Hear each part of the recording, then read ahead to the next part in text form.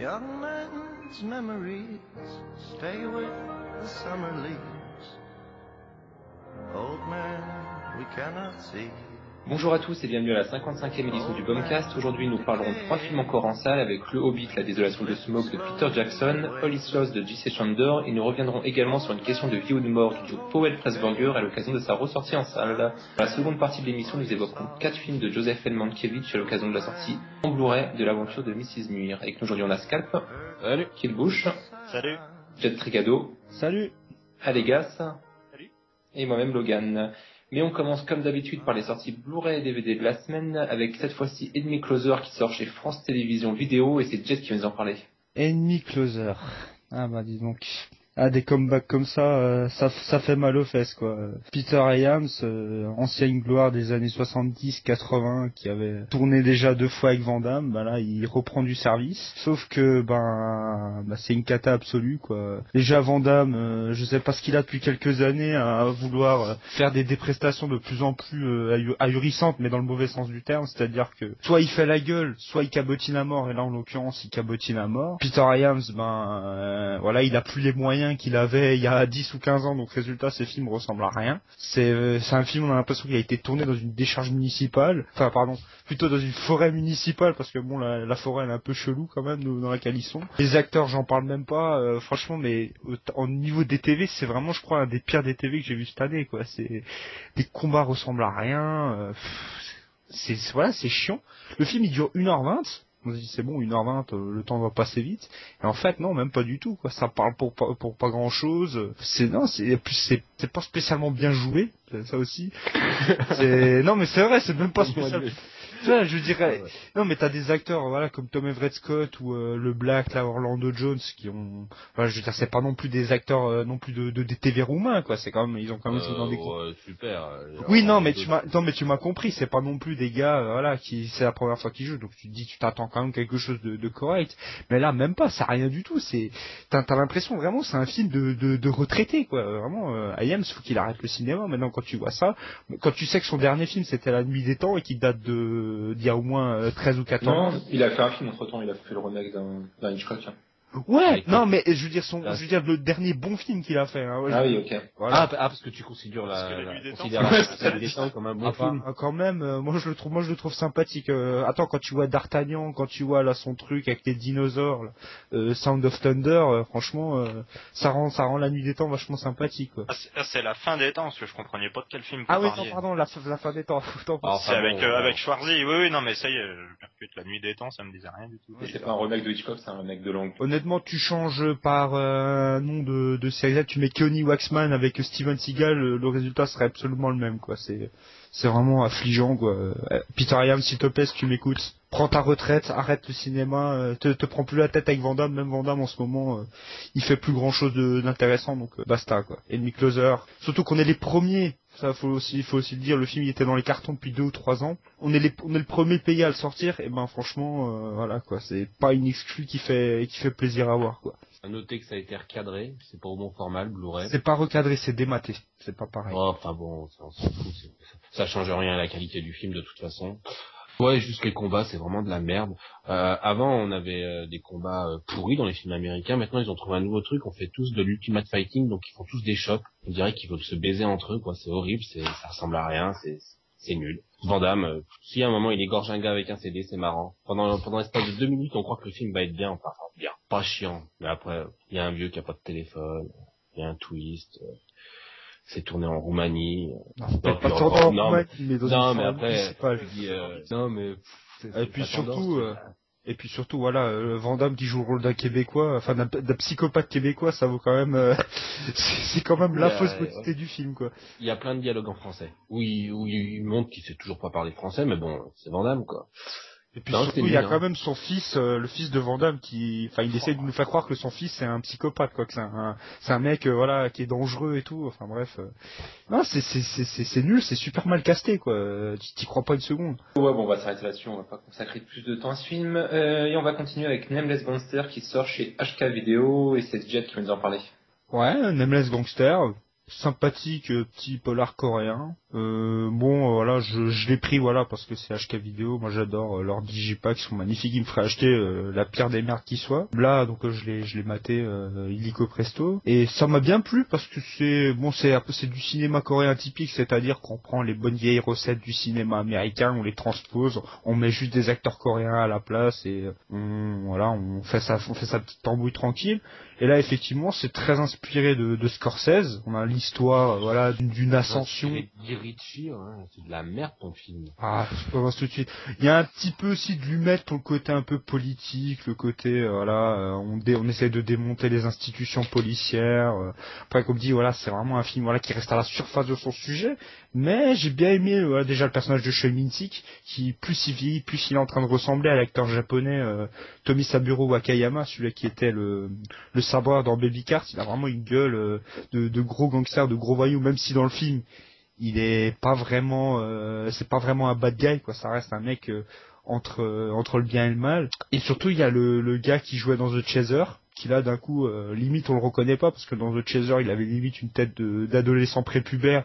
Là il fait vraiment gangster à l'ancienne, avec le tatouage sur le dos comme un vieux yakuza. Et franchement c'est pépère. Si vous aimez bien les films de gangsters, ça révolutionne pas le genre. On a déjà vu, la structure narrative, elle a déjà été vue et revue 50 fois. Il y a un petit côté, un regard sur la Corée des années 80-90. Si on n'est pas trop habitué à ça, il y a moyen aussi d'apprendre quelques trucs. Seul point négatif, que je trouve de mon point de vue, c'est la réalisation. Franchement, le film, il fait limite téléfilm, quoi. La photo, elle est nickel. C'est vraiment, c'est du fonctionnel à mort, quoi. C'est le film, tac, il se fait pas chier, il raconte le film comme il faut, mais tu te dis qu'à un moment, une histoire comme ça le film dure quand même 2h10, t'attends quand même un minimum d'ambition d'un point de vue plastique, quoi. Que les Coréens, ils ont quand même des bons chefs opérateurs, ils ont les moyens de faire des trucs bien. Et là, le gars, il te raconte juste l'histoire de Choi Min-sik et il te fait pas. L'histoire est quand même vachement pas passionnante. Ça se veut ambitieux en racontant 30 ans en revisitant l'histoire de la Corée via Choi Min-sik, mais c'est juste pénible. C'est écrit avec les pieds. Il y a le coup. Franchement, je crois que c'est le même scénariste que Insaisissable pour ce film, parce que au moins il y a le coup de masse de l'année. Moi, quand on prend le héros, qu'on va le tuer, donc on le tabasse bien comme il faut, qu'on le laisse en slip, qu'on l'enterre dans un trou, on lui pisse dessus, il commence à l'enterrer, et d'un seul coup, les gars ont une idée de génie. Pause, on va manger. Les gars partent et laissent le gars dans le trou. C'est logique. Donc après, à la rigueur, tu te dis ils vont nous le montrer s'échapper. Bah non, on a une ellipse, il est à l'hôpital. Non mais sérieux, ça gêne personne ce genre de scène. C'est énorme. Et la scène d'après, donc il est à l'hôpital, et après du coup il retourne voir le gars qui l'a trahi pour essayer de le tuer, disant c'est pas grave. Mais qui c'est qui a écrit ça, bordel de merde? Vous avez essayé de le tuer, après il a essayé de le tuer, l'autre il lui pisse dessus, mais c'est pas grave. Non mais non mais là-dessus c'est vrai que la scène elle est mal amenée, dans le sens où tu vois que le gars il s'est dit il faut que je fasse une scène clin d'œil à Casino de Scorsese, comme si les gens ils avaient pas compris que le film déjà se référait globalement aux affranchis et Casino déjà comme ça. Alors faut refaire la scène finale de Casino dans les champs et tout, avec le tabassage du gars. Et effectivement la scène en elle-même elle est plutôt violente, Les Coréens en général là-dessus ils y vont pas de main morte. Tu te dis mais mec, il reste encore 3/4 d'heure de film, tu peux pas tuer le protagoniste principal. Ils peuvent trouver un autre moyen qui s'échappe. Bordel, les gars, ils disent pause, on va manger. Ils vont l'enterrer, c'est le moment où ils doivent le tuer. Ils vont manger, bordel de merde, c'est même pas, il y a une couille, ou il y a quelqu'un qui vient les embêter, ou l'autre qui se rebelle. Non, ils décident de partir bouffer. C'est tu dis, on est en Corée, mec, la nourriture, on déconne pas là-bas. Peut-être que la Corée des années 80, peut-être que c'était une vision différente de la bouffe, tu vois. Non, mais je veux bien on déconne pas avec le dîner, mon vieux. Je veux bien qu'ils sont en slip, ils se sont dit peut-être qu'il est en slip, il va pas oser se sauver, donc il habite à l'air, il le ça c'est l'idée à la con, ça, le mec il est dans un trou en dents, il pourra pas sortir. Moi, à partir de, donc ça, c'est à la moitié du film, à partir de là, ça m'a gonflé, je dis, écrivez des films sérieux, c'est quoi ça? Puis à la fin, c'est de plus en plus nul. C'est pitoyable, ça vaut rien. Ça vaut même pas il y a des bons points dans le film. Ça vaut même pas un téléchargement. À la rigueur, vu que c'est les fêtes de fin d'année, que les magasins sont blindés, volez-le. C'est pas pour le conseil, quoi. Non, mais franchement, c'est le seul moyen. C'est un Noël en Roumanie, ça, c'est pas un Noël en France. Non, c'est le seul moyen de voir ce film, c'est de le voler. Même le télécharger, ça vaut pas le coup, hein. Non, cette émission est parrainée par la Fnac. Non, mais là, tu racontes n'importe quoi. Ça. Non, mais attends, Non, mais c'est vache. Non, mais déjà, c'est... parle comme si c'était la dernière pure. C'est juste que ça dure 2h10, que pendant 2h10, mais ça, franchement, il se passe rien. Il se passe rien. Tu as une fille qui va là, c'est un petit flic, et puis d'un seul coup, il va devenir parrain. C'est une histoire de gangster, tu vois. Je voulais une scène d'action de 10 minutes. Non, je voulais pas une scène d'action, mais je voulais au moins une scène où il se passe quelque chose. À part la scène où, genre, ils vont, ah oui, par contre, elle est marrante, celle-là. C'est une nana, genre, mais, il lui filme sa chatte. Enfin, non, mais, tu sais, elle a les jambes écartées comme ça. Pendant le meeting, ils sont en train de parler de redistribuer le business. Putain, qui a des idées comme ça. Et après, l'autre, il lui parle de ça. Tu étais vachement bonne, toi. Ça a l'air épique, comment tu le vends, hein. Non, mais il arrive toujours à trouver des trucs comme ça dans tous les films, quoi. C'est ça qui Il trouve le petit détail, le petit truc. Ah, mais franchement, mais ne l'écoutez pas, parce que c'est pas du tout ça, le film, hein. Que là, on l'entend, c'est limite une comédie, le film. Moi, ça m'a donné envie. J'aurais préféré, putain. Il y a 2 scènes, voilà.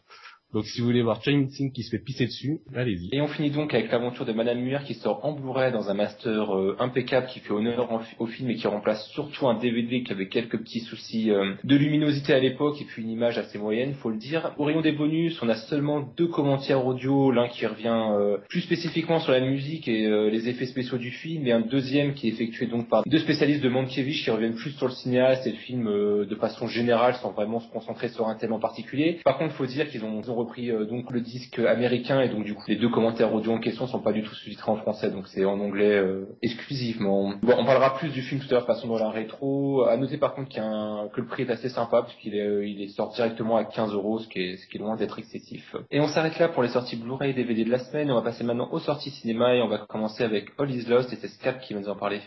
This is the Virginia Gene with an SOS call. Over.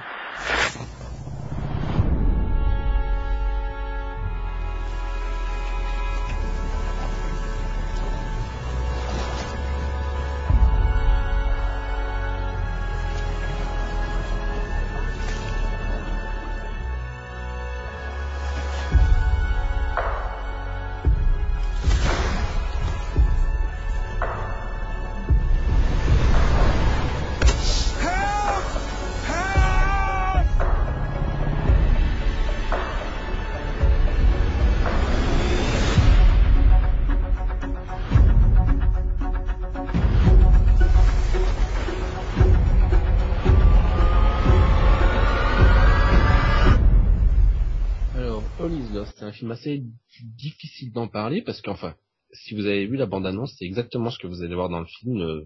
Pour une fois qu'une bande-annonce ne ment pas sur la marchandise, donc c'est Robert Redford tout seul sur son bateau qui va essayer de survivre. Donc ça part d'un pitch à la Gravity, mais sauf qu'il n'y a pas de métaphore à la con ou de remise en question sur la Renaissance ou je ne sais quel plan trop métaphorique t'as vu. Non, c'est plus simple.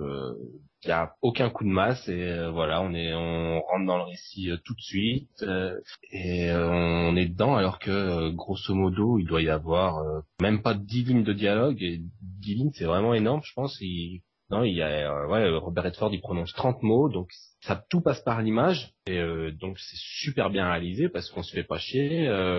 C'est un huis clos à ciel ouvert qui est captivant du début à la fin et chaque rebondissement, chaque mini péripétie en fait elle arrive naturellement. C'est jamais un truc gratuit ou qui sort de nulle part. C'était obligé que ça se passe comme ça, donc ça arrive. Et voilà, c'est un film porté par un Robert Redford qui a jamais été aussi bon, surtout quand on l'a vu dans son dernier film qui était nul à chier, où il essayait de faire plus jeune que son âge, qu'il n'arrivait pas à courir. Là, il fait son âge, il a 75 ans, il en chie. Non, vraiment, je trouvais que c'était vraiment un super film. C'est tout ce que Gravity n'est pas. Moi, je trouve quand même que le film a quelques limites. J'ai beaucoup aimé le film dans son speech de départ, dans sa façon d'être et tout.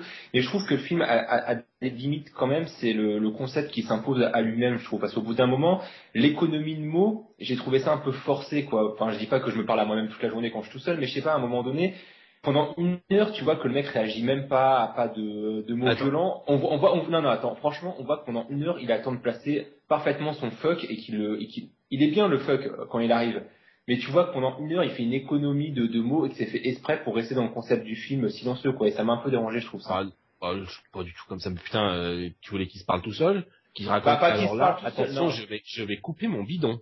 Non, mais pas comme ça. Là, je vais sauter dans le bateau. Non, mais c'est stupide ce que tu réclames là. Non, je réclame rien du tout. Mais non, mais genre quand tu dis oh merde, un truc comme ça, attends, le mec il est dans des péripéties à chaque fois, il parle jamais, il a aucune réaction.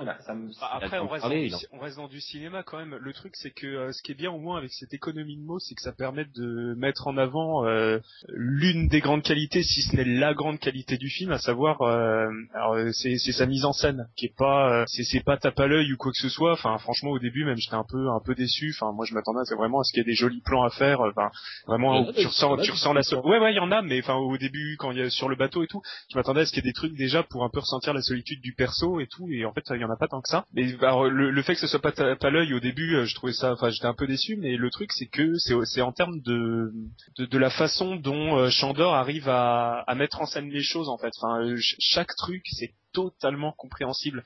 Chaque petit truc tout bête, style, à un moment il démonte sa radio, il met de l'eau douce dedans, bah tu piges tout de suite pourquoi. À un moment il coupe un bidon pour le réutiliser en quelque chose de bien précis, et ben tu sais exactement pourquoi il va le faire avant même qu'il l'ait fini quoi. Enfin c'est vraiment jouer un peu sur les attentes du spectateur, et enfin c'est à ce niveau-là c'est super bien foutu quoi.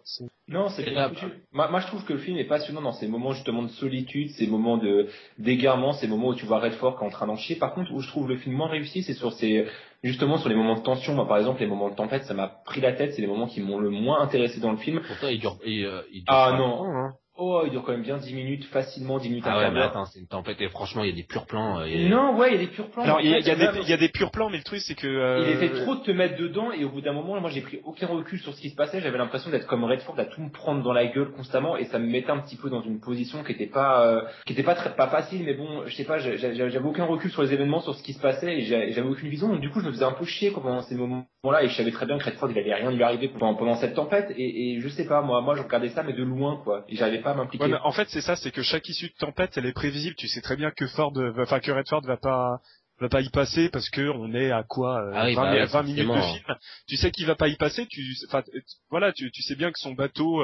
Mais dans ce cas-là, dans chaque film, au bout de 20 minutes. Non, mais évidemment, mais ce que je veux dire, c'est qu'en effet, je dirais pas qu'elle tire trop en longueur, moi ça m'a pas spécialement gêné, mais je peux comprendre que Logan ait des réserves sur ces passages du film. C'est pas spécialement ce que je retiens du métrage, moi, hein, clairement. Moi c'est plutôt d'ailleurs quand il quitte le bateau finalement que je trouve que le film commence à vraiment être excellent. Quand il est dans son petit canot, c'est là que c'est le plus intéressant. Mais après moi les scènes de tempête m'ont pas dérangé vraiment du tout, et franchement il y a des passages, mais c'est vrai que c'est pas un plan séquence, je crois que c'est un plan séquence, mais quand il passe par-dessus bord, prend la vague avec lui quoi. Ah oui, vraiment, c'est immersif au possible. Hein. Et puis quand le bateau se retourne aussi, il y a deux plans comme ça où le bateau se retourne et où la caméra reste fixe. C'est. Et là où le film aussi n'a aucune facilité au spectaculaire, il y a les plans sous-marins où on voit des requins. Là, un Alfonso Cuarón, il aurait fait attaquer les requins. Non, mais alors non. Alors là, le truc c'est que non, mais je vois bien pourquoi. Le truc c'est que, je peux comprendre qu'on puisse. Comparer le film avec Gravity, vu que la pièce c'est de survival avec un personnage qui se retrouve tout ça. Non, mais le truc c'est que en termes d'attention, tu peux pas dire que les films se ressemblent dans le sens où Gravity. Non. Gravity, c'est une sorte de montagne russe dans l'espace avec en effet du fond de survival derrière, alors que là on est dans le pur survival au point que ce n'est que ça. Non mais voilà, il aurait pu céder genre attention les requins ils vont attaquer. Non, oui clairement, mais il y a une volonté de réalisme extrême, ce que veut pas spécialement avoir Gravity. Après réalisme extrême oui et non, parce que je redis j'aime bien le film, mais j'essaie un petit peu de quand même discuter des points négatifs, faut pas se concentrer que sur le positif. Parce que moi j'ai l'impression que ça a vu une espèce de cahier des charges par moment qui était un peu assez embêtant, parce que par exemple on parle du requin, après on parle du bateau qui passe bien sûr à quelques mètres du bateau et qu'il voit pas. Enfin, il y a un espèce de cahier des charges où Chandor il est en train de cocher, tiens on a fait ça, qu'est-ce qu'on pourrait faire ça. Ouais mais attends, cahier des charges. Il est tout seul sur son bateau en pleine mer. Franchement tu veux quoi comme parce que bon bien sûr il faut qu'il se passe quelque chose. Il va pas juste être sur son bateau. Ouais, c'est pas comme si le film durait 2 heures en plus. Non mais heureusement qu'il y a un bateau qui passe, bordel de merde. Sinon il fait quoi? Tu veux quoi? Je sais pas. Hein. Un aigle qui surgit de nulle part, qui attaque le bateau. Non mais ça aurait été beaucoup plus intelligent de faire quelque chose de philosophique. Du coup comme ça là c'était pas dans le cahier des charges que t'as noté. Hein. Ça, tu pouvais pas cocher un aigle qui attaque. Par contre là je suis d'accord avec ce qu'avait commencé à dire Logan. C'est-à-dire, à un moment donné, on voit que dès le début, moi, le début, l'intro, ça m'a fait un peu penser au Territoire des loups avec la voix off, où tu vois le personnage qui est en train de citer pas un poème, une espèce de lettre qui raconte un peu comme s'il acceptait la mort, un peu comme dans le Territoire des loups. Ça m'a un peu renvoyé à ce film-là. Et là, pour le coup, j'aurais trouvé plus intéressant que justement le film reprenne un petit peu la structure philosophique du Territoire des loups, qui se remettent un peu pas à se remettre en question, parce qu'il est tout seul, il va pas se mettre en question encore, on en revient au même point, qui se parle à lui-même, mais quelque chose un peu plus de profondeur, quoi. C'est ça que le film. attends, alors moi, la profondeur, tu l'aurais voulu comment? Il est tout seul sur son bateau. Oui, mais t'aurais voulu qu'il nous sorte des grandes phrases philosophiques. Mais par moment, il y a des choses à faire. Le mec, il avait pas d'eau, il avait pas de nourriture, il aurait pu délirer. Il y avait quelque chose à faire. Non, c'est bon. Il y a déjà un film comme ça qui s'appelle 127 heures. J'ai souffert pendant 127 heures. J'en ai marre de voir des gars qui délirent parce qu'ils sont. Peut-être enfin, je l'ai pas vu, hein, mais peut-être une voix off. Non, une voix off, ça nique tout le concept du film. Non, pas pendant tout le film, mais pendant certains moments, tu vois. Genre, je sais pas, il arrive quelque chose, t'aurais quand même quelques réactions de ce qui se passe dans sa tête. Une voix off. Mais si c'est pas nécessaire, comme le début du film, ça aurait pu le faire. Ah non, moi je trouve qu'une voix off. Mais pas explicative. Non, mais même, non, moi. Tu vois, parce qu'il, ça aurait tout niqué une voix off. Mais alors vraiment, le concept justement, c'est qu'il n'y a pas de voix off, c'est qu'il y a pas de dialogue. Putain, une voix off pour qu'on sache ce qu'il ressent. Il n'y a pas besoin de ça, qui nous dise ce qu'il ressent ou ce qu'il fait. On comprend ce qu'il ressent à chaque moment du film. Alors, mais bien sûr, mine de rien, ça c'est un des rares reproches que j'ai à faire au film, c'est que justement, tu sais pas trop ce qu'il ressent dans le sens où le personnage de Redford, jamais on te le présente. Tu sais qu'il est vieux, tu te doutes bien il doit appartenir à une certaine classe sociale vu qu'il a son propre bateau et tu te doutes bien que aussi il a une certaine envie de prendre des risques parce que attention, voilà, ce qui fait à chaque fois le background de tous les personnages. Mais non, mais enfin, je sais pas, à un moment il parle de sa famille, je crois, dans le début, au début avec la voix off et tout, mais de vouloir tout savoir. Là, il essaie de survivre. Non, mais sans fout de savoir s'il a une savoir, mais je pense que ça aurait pu rajouter plus d'émotion. Moi, par exemple, c'est ce qui m'a embêté un petit peu dans le film, c'est que je me suis pas attaché au point de vouloir le voir survivre. J'ai suivi ça un petit peu avec un peu de recul quand même. J'étais pas. Finalement, c'est con, hein, mais ce qui manque un peu à All Is Lost, c'est ce que beaucoup reprochent à Gravity, c'est juste la petite phrase j'ai eu une fille. C'est le genre de truc tout bête, c'est juste une phrase et ça te rajoute tout un background de personnage que tu fais que imaginer en fait. Le fait rien qu'il écrit une lettre, ça veut dire qu'il a quelqu'un à qui parler, ça suffit, c'est suffisant pour savoir. Ouais, mais ça arrive en début de film.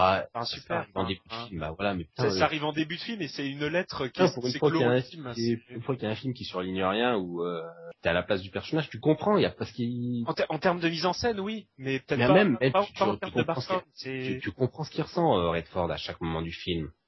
À la fin, tu comprends très bien dans quel état d'esprit il est. T'as pas besoin qu'il ait une phrase pour nous dire oh là là, je vais pas revoir ma famille. Putain, non, heureusement qu'on l'a pas eu cette phrase, sérieux. Non, mais sans tomber dans les clichés du genre, mais il y avait quelque chose à faire quand même. Parce qu'en gros, soit on part d'un extrême où il se passe rien, soit on part d'un extrême où on te surexplique tout. Il y a quand même un juste milieu où il aurait pu faire quelque chose. Ah, mais là, c'est le concept. Il parle pas. Oui, justement, c'est ce que je dis. Justement, oui, non, mais j'accepte le concept, mais on en revient à ma première phrase. Ce que je disais au début de ma critique, c'est que le concept a ses limites du coup, ou pas. Moi, c'est ce qui me fait un peu peur du coup, c'est que le film est tellement concept que je sais pas si ça sera tout aussi intéressant à une deuxième ou troisième vision. À mon avis, tu vois, le film, quand je disais tout à l'heure, t'as vu la bande-annonce, tu vois ce que t'attends. Si la bande-annonce, elle te dit rien, ça sert à rien d'aller le voir, hein. Si la bande-annonce, vous la trouvez chiante, vous allez trouver le film super chiant, quoi. Ah non, mais moi j'ai pas trouvé ça chiant. Ah non, mais c'est pour expliquer. Si t'as pas aimé la bande-annonce, le film c'est même pas la peine de le voir. C'est 1h30 avec Redford tout seul, t'auras rien d'autre. Bon, moi je trouve que le concept marche bien. J'aurais jamais voulu une voix off pour nous dire des trucs qu'on a déjà entendu. Tu parlais du Territoire des loups. Ça fonctionne dans le Territoire des loups bien sûr, mais là non, moi j'ai pas besoin de savoir s'il a des gamins ou pas. J'ai pas besoin de. T'aurais pas voulu un flashback aussi, non? Sans tomber dans le 127 heures où ça part où ça part en live, mais faire quelque chose, jouer un petit peu. Parce que tu vois, on peut comparer avec 127 heures, mais alors putain, c'est un gouffre qualitatif, quoi. Ah oui, non, mais clairement, mais sans tomber dans l'aspect clipesque et foufou de. Alors sauf erreur, je crois que Logan met la même note à peu près aux deux films. Ouais, disons que je l'ai revu 127 heures, bref. Parlons d'autre chose. Et en plus, la fin, elle est, moi je l'adore, la fin, quand il est tout seul sur son bateau, il allume son feu, ah oui, non, elle est bien. Tu comprends très bien ce qui va se passer, et tu dis, non, moi je trouve aucun défaut, majeur au film, même presque pas de défaut mineur, j'étais conquis du début à la fin. il y a une super chanson de fin. Ouais, non, mais même la chanson de fin, elle est terrible. Elle est terrible, même façon, toute la soundtrack, elle est super. Elle est discrète, mais c'est pas des vroom vroom comme dans Gravity où ça t'en balance plein la gueule, c'est une musique super parce que ça, il n'y a pas de volonté de spectaculaire. Et on va maintenant passer au Hobbit, et c'est Allegas qui va nous en parler. What did you find? My courage. Good. You'll need it.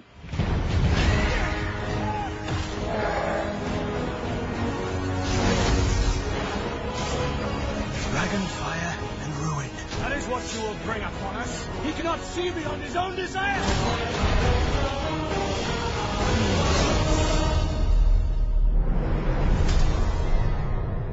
I will not risk this quest for the life of one burglar. His name is Bilbo. Thief. Where are you? Come now. Don't be shy. Step into the light. Alors, le Hobbit, la désolation de Smaug, du coup, second volet de la seconde trilogie de Peter Jackson en Terre du Milieu. C'est un film qui était à la fois, enfin que moi en tout cas j'attendais avec beaucoup d'impatience, mais aussi avec un peu d'appréhension parce que c'était le film qui allait faire deux choses. C'était déjà nous prouver si Peter Jackson avait eu raison de faire de ce qui était censé être un diptyque une trilogie, et aussi savoir si le premier était en effet juste une gigantesque introduction à un truc bien plus gros par la suite. Alors, en résulte du coup à la fois un bon moment de cinéma et d'un autre côté une sacrée déception quand même. Et je vais expliquer un petit peu pourquoi. En gros, le film commence là où un voyage inattendu s'était arrêté. Donc, en gros, la petite communauté qui sort des monts brumeux et qui doit continuer à avancer vers la montagne solitaire. Ça respecte toujours bien le bouquin pendant un certain moment, même si tout va très vite. Alors ça, par contre, c'est un truc qu'on peut pas enlever au film, c'est que au niveau du rythme, c'est sacrément soutenu et du coup, ça en surprendra certains qui peut-être. Non, je suis obligé de te couper. Non, tais-toi. Non, mais attends. Tu me laisses finir. Non, tu me laisses finir. Tais-toi. Garde-le pour après. Donc voilà, pendant le film est plutôt bien soutenu, franchement, par rapport à un voyage inattendu. C'était un peu le défaut qui ressortait pas mal, où il y avait pas mal de moments étirés. Là, au moins, il y a des moments toujours étirés, mais tout va tellement rapidement qu'on s'en rend pas trop compte. Par contre, là, le problème, et c'est surtout à partir du moment où on arrive chez les elfes, c'est tout ce que fait Peter Jackson comme changement par rapport au bouquin. C'est que, en gros, il s'est mis en tête de transformer un voyage initiatique en espèce d'énorme trilogie avec tout un fond sociopolitique sur la Terre du Milieu, qui est censé en fait être une gigantesque introduction au Seigneur des Anneaux. À partir de là, ça pose deux problèmes. C'est que le Hobbit, ça ressemble pas au Seigneur des Anneaux. Ça, on le savait déjà dès le premier. Ça y ressemble pas sur les thèmes et ça y ressemble pas visuellement. Et là, le problème, c'est que on a toujours l'impression de voir trilogie, pour le moment un diptyque, mais une trilogie, le cul entre deux chaises. On a à la fois quelque chose qui essaie de s'éloigner à fond du Seigneur des Anneaux avec une mise en scène qui se rapproche plus du Tintin de Spielberg, un truc vraiment ultra délirant où c'est toujours ultra too much, vraiment du Peter Jackson qui se lâche à fond et ça fait vraiment plaisir à voir. Et d'un autre côté, un truc qui essaie de coller au Seigneur des Anneaux, on te met Sauron bien explicite, on te rajoute plein de persos, genre voilà Legolas qui est là, qui est pas forcément, c'est pas une trahison par rapport au bouquin, parce qu'en effet Legolas vient bien de cet endroit, mais c'était pas spécialement nécessaire de le montrer, surtout qu'en fait c'est pas spécialement grand chose, limite on aurait pu le rajouter par un autre elfe, que ça serait resté la même chose. Non, après pour moi ce qui gâche vraiment le film, parce que encore là ça va, c'est un truc ça aurait pu passer et tout. Moi ce qui me gâche vraiment le film, c'est toute une séquence où à la fois le rythme et à la fois le script en pâtissent. C'est tout le passage sur la ville du lac, sur Esgaroth. Là sérieux, je sais pas ce que Peter Jackson a voulu faire. Moi c'est vraiment le passage qui me nique tout le film au niveau de tous les persos. faut savoir que dans le bouquin, à l'origine, les nains, ils arrivent et ils sont tout de suite acceptés par le maître de la ville et tout. Et là, Peter Jackson, il s'est dit, bah non, je vais les faire rentrer clandestinement, je vais faire toute une partie de cache-cache. Tout ça pour donner un contexte avec Bard qui aurait pu être expliqué de façon vachement plus rapide et efficace. Et pour nous foutre tout un contexte politique avec le maître des lieux et une sorte de serviteurs qui font plus penser à un Erzad de Théoden et de Grimad et de Tours. D'ailleurs, c'est un peu aussi beaucoup moins bon. Ah, en beaucoup moins bon, hein, ouais. Mais d'ailleurs, c'est un peu ce que je reproche aussi au film, c'est que là où les deux tours, c'était vraiment le film parfait. C'était un film qui arrivait à la fois à jongler entre un premier et un troisième volet qui était très différent. Mais c'était pas un film qui faisait qui était là juste, qui était pas voilà, c'est pas une transition, c'est pas juste un film qui est là pour lier les deux autres. Et là, c'est un peu ce qu'on a l'impression de voir avec La Désolation de Smaug, en fait. Il y a quelques rares moments, il y a des exceptions, genre en fait c'est vraiment à partir du moment où Peter Jackson se lâche totalement, genre le passage des araignées, le passage des tonneaux, les moments avec Smaug, où le film existe vraiment. Mais après pour le reste, par exemple tout le passage à Cirith Ungol, franchement j'attendais mieux quoi. Surtout qu'en termes d'ambiance c'est super bien réussi, mais si c'est pour nous le foutre 10 minutes dans deux séquences en montage alterné, je vois pas trop l'intérêt quoi. Et là encore tu sens bien, je suspecte Peter Jackson d'avoir grave changé quand même le film avant sa diffusion. Je pense qu'il y a encore quelques mois le film ressemblait pas à ça, dans le sens où même quand on regarde les bandes annonces, il y a des truffés de plans qui sont pas dans le film. Et genre normalement il devait y avoir tout un combat avec Gandalf et des orques à Cirith Ungol, il devait y avoir plein de trucs comme ça. Il devait y avoir normalement Azog qui devait débouler chez les elfes. Enfin c'est un plan qu'on voit même dans toutes les bandes annonces du film. Et il y a pas ça. Et du coup alors là il y a deux questions qui se posent. C'est soit est-ce que ça va être dans la version longue? Et bien sûr. Il le fait exprès. Le problème c'est que là j'ai l'impression que maintenant ça devient une machine. C'est-à-dire que il te coupe volontairement un peu de gras pour le mettre dans un an dans la version longue, et ça devient, parce que moi j'ai vu la version longue du premier, ça n'apporte strictement rien. Enfin il y a 3 chansons de plus. Le premier hormis les chansons, ouais, c'est vrai qu'il y avait quand même pas mal de scènes, moi notamment avec Thorin qui annonçait déjà un peu le perso et toute sa folie envers l'argent en fait, le trésor de Smaug. Moi pour ça j'ai bien aimé la version longue du premier, même si en soi ouais il y a quand même plein de scènes qui servent à rien, notamment à fond de combe. Mais après là pour le coup le deuxième, en plus j'ai lu une interview de Philippa Boyens du coup où à un moment un mec lui demandait est-ce que vous allez mettre une scène avec le père de Thorin, parce que en fait c'est un truc qui est dit dans les deux films, hein, que ce soit dans leur version courte ou leur version longue, que comme quoi le père de Thorin, en effet, il est censé avoir rencontré Gandalf. C'est comme ça aussi dans le bouquin et tout. C'est lui qui est censé lui avoir filé la clé, la carte et tout. Enfin, vraiment tout le début, enfin tout ce qu'il y a pour commencer la quête.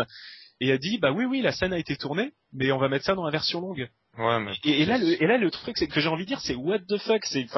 Il y a plein de trucs ultra étirés dans le film qui servent pas à grand chose, mais pourquoi les garder alors que y a des scènes limite essentielles qui auraient pu être mises à la place? Je suis assez d'accord. C'est là que j'ai le droit de commencer à dire du mal.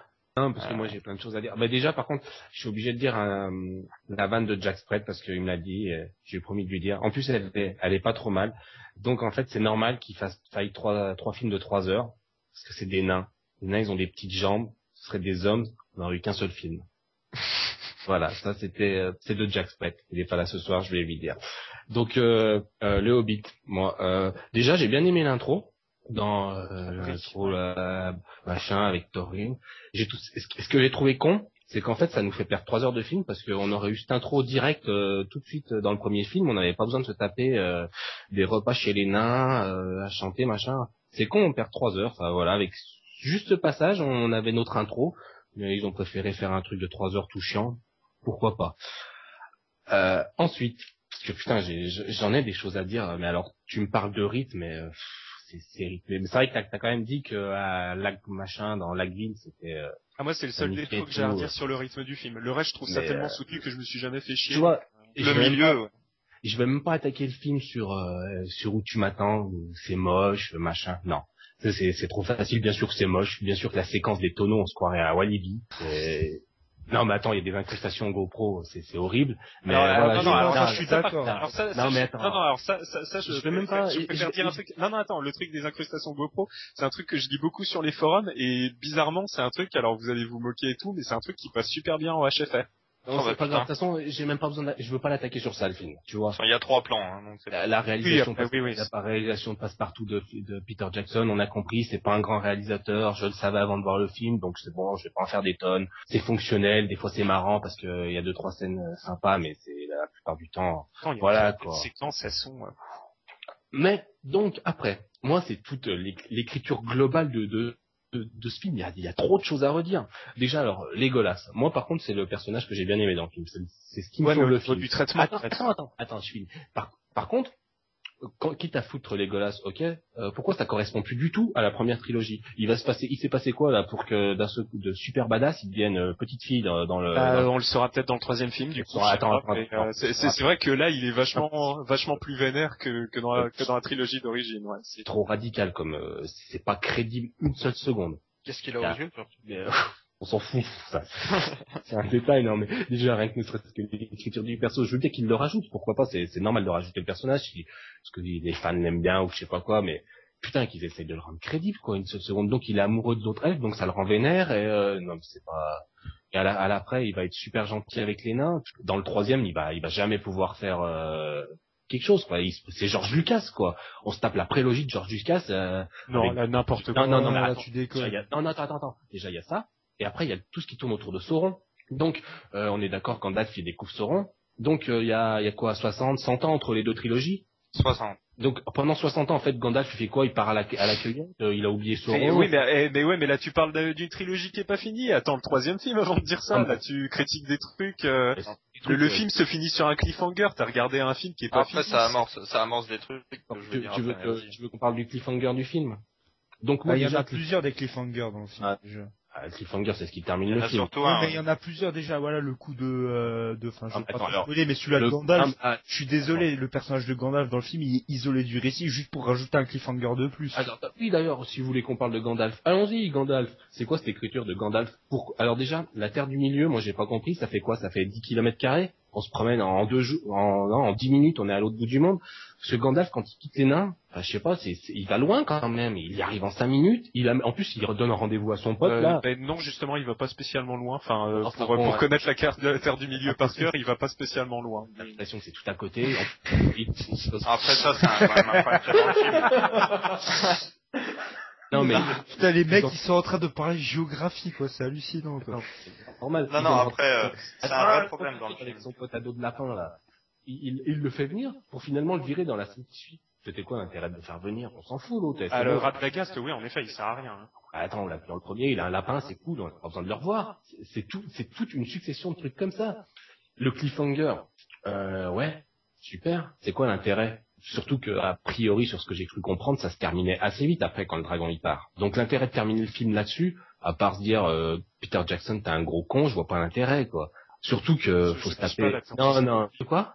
Je pitch pas là, tu reprends. Alors là, je suis obligé de dire donc de spoiler. Parce que attends, donc on est d'accord que le dragon part et il va se faire buter. Grosso modo, maximum, ça te fait quoi? Une demi-heure. Vraiment de film. Faut voir comment Jackson traite le truc, mais à mon avis, oui. vu comment c'est parti, le truc c'est que, du coup là faut avoir lu le bouquin, mais là il reste plus grand chose à raconter. Là en gros, il reste plus grand chose à raconter, et je pense que Peter Jackson du coup là il va faire ce qu'il a fait sur les 2 derniers films, que chaque séquence où il va pouvoir mettre un truc de fou, de gros malade, il va en profiter pour en faire un truc de gros fou, de gros malade qui dure une demi-heure. Ok, d'accord, mais l'attaque des carottes, ça va. Non, mais attends, mais moi, dans ce cas-là, c'est complètement stupide. Parce que moi, tu sais, quand j'ai vu le film, j'ai vu le cliffhanger, je pensais que, genre, le dragon, après, il crevait 3 heures après, quoi. Il se passait plein de trucs. Si c'est pour qu'il crève à la bataille suivante, il y a aucun intérêt. Moi, c'est un truc que j'avais prévu d'ailleurs. Enfin, je m'étais dit, ils pourraient pas aller jusqu'à la mort de Smaug. Ils allaient forcément couper le film là. Ce que je trouve un peu débile en fait. Ouais, c'est à mon avis, le film aurait été bien mieux construit s'il avait été fait en diptyque comme prévu. Hein. C'est bien pour ça que je dis ça. Oui, parce que le final, c'est vrai qu'il tire un peu en longueur, quoi. Ils font que discuter. Le truc, c'est que là, c'est un cliff. Ça va choquer un peu ceux qui ont jamais lu le bouquin. Et ceux qui connaissent l'histoire, C'est même pas comme s'il avait rajouté un truc à la limite pour créer le suspense et tout. Non, là, tout le monde sait très bien comment, enfin tous ceux qui ont lu le bouquin savent très bien comment ça va finir pour Smaug, que il va, enfin voilà, en une demi-heure, 3/4 d'heure dans le prochain film, il meurt quoi. C'est pour être sûr qu'on comprenne bien qui c'est qui va le tuer. C'est pas lourdingue quoi le truc. Sérieux, l'écriture de Peter Jackson, c'est quelque chose de fou quoi. Entre ça, tout le triangle autour de Bart, le triangle amoureux, au secours. Alors, elle tombe amoureuse d'un nain, parce qu'il est un tout petit peu plus grand que les autres nains, donc il est mieux. Elle tombe amoureuse, tu comprends même pas, tu te dis, ils ont une scène et demie, elle est amoureuse. Du coup, là encore, je sais pas ce que Peter Jackson veut en faire. Moi, c'est aussi un truc, du coup, sans plomber le film, c'est un truc que je trouve pas spécialement utile. Enfin, genre, par exemple, faire rester les nains faire rester quelques nains à Esgaroth, c'est un truc que je piche pas non plus. Enfin, dans le bouquin, ils sont tous à Erebor. Essayer de caractériser ces nains qui sont quasiment jamais caractérisés à part 2. Là, ça va. Et franchement, à la limite, il y en a bien 2 ou 3 en effet qui le sont pas, mais là, globalement, dans ce film, il arrive à donner un petit moment. Là, je suis pas trop d'accord avec toi, les gars. C'est vrai que je dirais qu'il y a la moitié qui sert vraiment à rien dans les 2 films. Alors, il y en a la moitié qui servent à rien. Et après, franchement, et bon, ça après ils sont là. Sur ceux qui restent, à part, donc il y a Thorin, machin, il y a l'autre donc qui se fait blesser, l'autre qui a une scène rigolote avec son tonneau, trop de la balle, c'est marrant, super. Après t'as qui, franchement, ils ont quoi comme action les nains, ils ont rien. Mais non, mais c'est en plus de caractérisation, c'est au niveau du physique. Alors en effet, ça se joue pas sur le background et tout, mais c'est juste en termes de caractérisation. Parce qu'ils se ressemblent pas, donc ça veut dire non mais sérieux. En plus ils sont non mais tu veux qu'il fasse comment Peter Jackson? Peter Jackson, il a un bouquin où il y a 13 nains et normalement dans le bouquin les nains, tu sais comment on les différencie? Juste avec la couleur de leur cape. OK, maintenant normalement ils se ressemblent tous et ils sont tous juste des capes de couleurs différentes. Comment tu veux que Jackson y fasse avec ça? Il a fait au mieux. Attends, je t'explique. Donc tout ce que j'ai pu comprendre vu que j'ai pas lu le bouquin, Jackson, il a fait un peu ce qu'il voulait avec le bouquin. On est d'accord. Là, avec ce film, oui, ça se confirme. Oui ou non? Oui. Donc, pourquoi il a pas fait un truc sur les nains? Parce que quand tu regardes un film qui s'appelle Les 12 salopards, où il y a 12 personnages, comme par hasard, ils sont tous caractérisés très bien. Ils ont tous un truc à faire, machin. Là, les nains, ils ont rien. En plus d'être nains, ils sont débiles profonds. Parce que moi, la scène, quand ils arrivent, après s'être tapé 7000 km de randonnée, qu'ils arrivent devant la porte du dragon, ils trouvent pas l'endroit, d'un seul coup, ils se disent, oh, on en a marre, on se barre. Ouais, t'as rien trouvé de mieux là à faire que tes nains ils ont fait tout ce chemin pour arriver devant la porte et se dire on se barre. Qui c'est qui écrit ça? Bon après remarque, ils auraient mieux fait de se barrer parce que quand ils rentrent dans l'antre du dragon là qui ressemble plus à une concierge portugaise à raconter sa vie pendant une demi-heure. Sérieux, dans des passages, on dirait que c'est un gardien d'immeuble le dragon. Putain, moi j'attendais qu'il raconte ses problèmes sexuels à un moment. Parce que ça, c'est Smaug, hein, tout le monde qui a lu le bouquin sait que Smaug c'est plus un bavard et il n'y a pas grand chose avec lui qui se passe à part des dialogues, hein. C'était super chiant. Et donc, après, on te l'a dit que c'était pas un film pour toi, mais t'es quand même allé le voir. Mais moi, après, ce que je comprends pas, c'est comment un dragon qui fait 2 buildings de haut arrive pas à buter une 10 nains qui sont dans sa maison. La partie de cache-cache, on me prend pour un abruti. Déjà qu'on nous prend pour des abrutis au début du film avec les orques qui rentrent dans le domaine des elfes comme ça. La cité imprenable, ils rentrent comme ça, comme dans du beurre. Donc ils rentrent comme dans du beurre, pas de souci. Mais ils sont pas foutus de tuer un seul nain. Ouais. Déjà ça commence bien et après les nains ils ont quoi, ils ont des capes d'invisibilité. Là t'es en train de ressortir des trucs qu'on pourrait dire pour le Seigneur des Anneaux. Enfin il y a pareil, il y a un côté invincible pour enfin il y a un rapport de force qui est pas spécialement c'était pareil dans le Seigneur des Anneaux quoi. C'est dans le Seigneur des Anneaux, il y a qui dans la communauté qui crève? Il y a un mec sur 9 mecs sur tout ce qui traverse, il y a qu'un seul mec qui crève. Et premier film. Tu veux que je te rappelle la scène des tonneaux? Les nains, ils sont dans des tonneaux, ils sont encerclés, ils ont pas d'armes. Les gars, ils les criblent de flèches. Si, ils ont des armes. Non, ils ont pas d'armes quand ils sont dans les tonneaux. Au début, oui, mais ils arrivent à en choper. Vite fait, hein.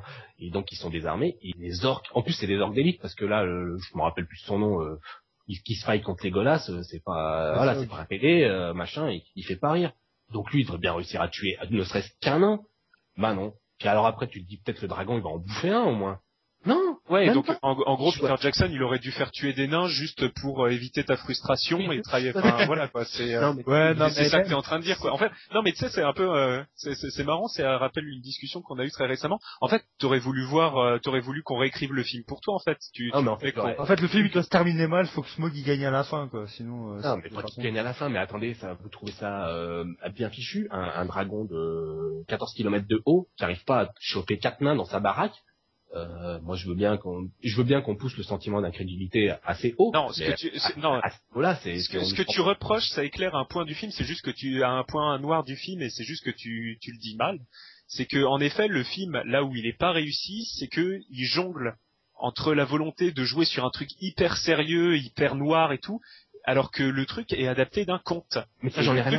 Et le truc, c'est que non, mais laisse-moi finir. Le truc, c'est que Bilbo le Hobbit, en effet, c'est un truc où les morts, ils arrivent qu'à la toute fin. Enfin voilà quoi, c'est un truc qui est même plutôt joyeux. Il y a des chansons et tout.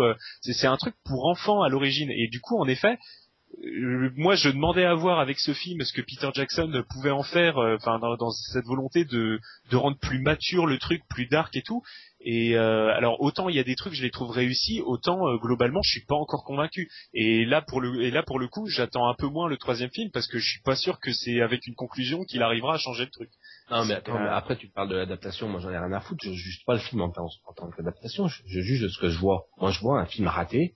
Je m'en fous que le livre ce soit un truc pour gosses. Moi ce que je vois c'est qu'il a pas essayé de faire un truc pour gosses, il a essayé de faire un truc dans la lignée du Seigneur des Anneaux qui se rate surtout qui s'est bien foiré. Bah s'il voulait faire un truc pour gosses, qu'il fasse un truc pour gosses. Là c'est pas du tout pour les gamins et c'est complètement raté parce que putain quand t'es pas capable quand t'as une scène avec un dragon qui est même pas foutu de ne serait-ce que toucher un nain. En plus la scène où les nains ils font le nain d'or. Mais on est dans où? On est dans Willow? C'est quoi ces pygmées là Mais tu sais, ça s'appelle de l'heroic fantasy, mais j'ai l'impression que c'est un genre auquel t'accroches pas trop. Alors non, mais peut-être que t'arrêtes en fait. Enfin, le troisième film va pas le voir. Hein. T'es pas obligé. Non, mais l'heroic fantasy, ça veut dire que les gars ils volent, c'est des super héros. Bah, tu sais, c'est un peu comme Zoo, comme Green Snake, tu vois. C'est il y a des gens qui volent, il y a des gens qui s'enferment dans des bols. Enfin, tu vois, il y a des trucs comme ça, il y a des trucs un peu what the fuck en fait. Tu vois, c'est ton seul argument pour défendre le film. Tu veux comparer à. Mais non, mais je m'abaisse à ton niveau. Et tu veux que je fasse quoi? Alors, t'es en train de parler de Willow, je te parle de Green Snake. Je parle du même niveau de film. Là, mais faut connaître que t'as pas un niveau de suspicion d'incrédulité très élevé, quoi. C'est limite là t'es en train de parler de la logique d'un récit d'heroic fantasy, quoi. Faut peut-être pas abuser non. Alors donc, du coup, vu que c'est de l'heroic fantasy, on pardonne tout. Non mais là t'es en train de parler d'un dragon. Il est censé tuer des nains. Mais putain, mais va me trouver des nains et un dragon et vas-y, on refait la scène. On va voir si. Déjà, moi, tu me mets en face d'un nain, je vais pas mettre 50 ans pour le buter. Alors j'imagine un dragon, quoi. Non mais sérieux, il avait qu'à pas prendre des nains, je sais pas, il avait qu'à ajouter des autres trucs. Vu que de toute façon il a trahi le récit. Envie de voir. Non mais tu voulais qu'il prenne The Rock et Stallone, c'est ça? Je sais pas, je veux voir un dragon qui bouffe un nain, je veux pas voir un dragon qui arrive même pas à attraper un nain dans sa baraque. Et franchement la statue, mais c'est pas débile. Profond. Je sais pas du coup, tu reproches, pourquoi tu reproches pas au Seigneur des Anneaux que Sauron il gagne pas à la fin? Non, parce que là, on va aller dans ce genre de truc, hein. Non, mais c'est la fin du Seigneur des Anneaux, c'est à chier des bulles complets. Mais au moins, dans le Seigneur des Anneaux, il y a des trucs sympas, c'est qu'il y a des humains. Les humains, ils sont quand même bien moins boulets que ces aborigènes dont c'est pas d'où, là. Pour moi, un humain, tu vois, quand tu vois Boromir, c'est mieux. Quand tu vois Aragorn, c'est mieux. Là, les nains, ils ressemblent à rien, déjà. Moi, ils me font de la peine, hein. J'ai envie de les prendre dans mes bras et de leur donner un biberon. Non, mais c'est bien. Thorin, je suis désolé, il a quand même une putain de gueule, quoi. Faut pas déconner non plus, quoi. Ouais, vite fait, quoi. Vite fait, voilà. Et sinon, on m'explique pourquoi ça s'appelle le Hobbit, parce qu'au bout de 2 films, j'ai toujours pas compris. Il sert à quoi, le Hobbit? Ça c'est vrai aussi là-dessus, je suis d'accord. C'est vrai que c'est plus un film. Ça se concentre un peu trop sur les nains, ouais. Il est déjà qu'en plus, pour Freeman, j'ai rien contre lui. C'est pas un acteur que j'adore ou que je déteste, mais là, je le trouve complètement à côté de la plaque la plupart du temps. Il sert à quoi? Il sert à rien. C'est juste pour qu'il ait sa scène avec le dragon, là, ou qu'il fasse le psy. Mais non, mais c'est un aspect du bouquin qui est totalement occulté. C'est que à l'origine, en effet, le Hobbit, c'est Kid Bush qui disait ça, je sais plus où, que comme quoi le Hobbit, c'est un récit initiatique où un personnage qui à l'origine préfère le confort de son canapé plutôt que d'aller jouer dans le jardin, là d'un coup découvre le monde et l'amour du danger, du risque et tout. Enfin voilà, c'est censé être l'aspect initiatique du personnage qu'on découvre après dans le Seigneur des Anneaux au début. Moi j'ai trouvé que le personnage il évolue presque pas quoi du début. C'est pas parce qu'il a chopé l'anneau que là-dessus t'as totalement raison.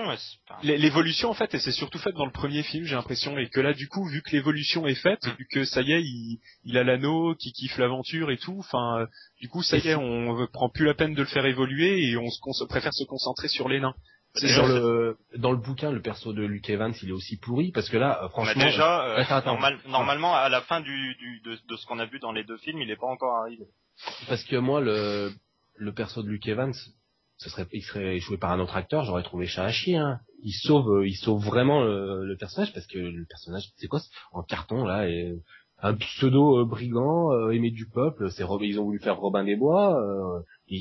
Enfin, je sais pas, il est raté le personnage en termes d'écriture. Moi, je trouve pas spécialement raté par rapport à ce qu'il y a dans le bouquin. Je trouve qu'au contraire, c'est un des rares persos que Peter Jackson arrive à bien remanier à sa manière. Il est cool. Franchement, règle le plan. Je te dis pas qu'il est pas cool. Je te dis parce que l'acteur est super bon, parce que l'acteur dégage quelque chose. Mais après, le personnage en lui-même, ouais, bof quoi. Enfin, non, mais après c'est un truc aussi. Enfin, ça c'est un truc que je voulais dire au début, mais j'avais totalement oublié. C'est que je crois qu'il faut pas oublier que et à mon avis c'est ça qui explique un peu l'aspect foutraque de cette trilogie.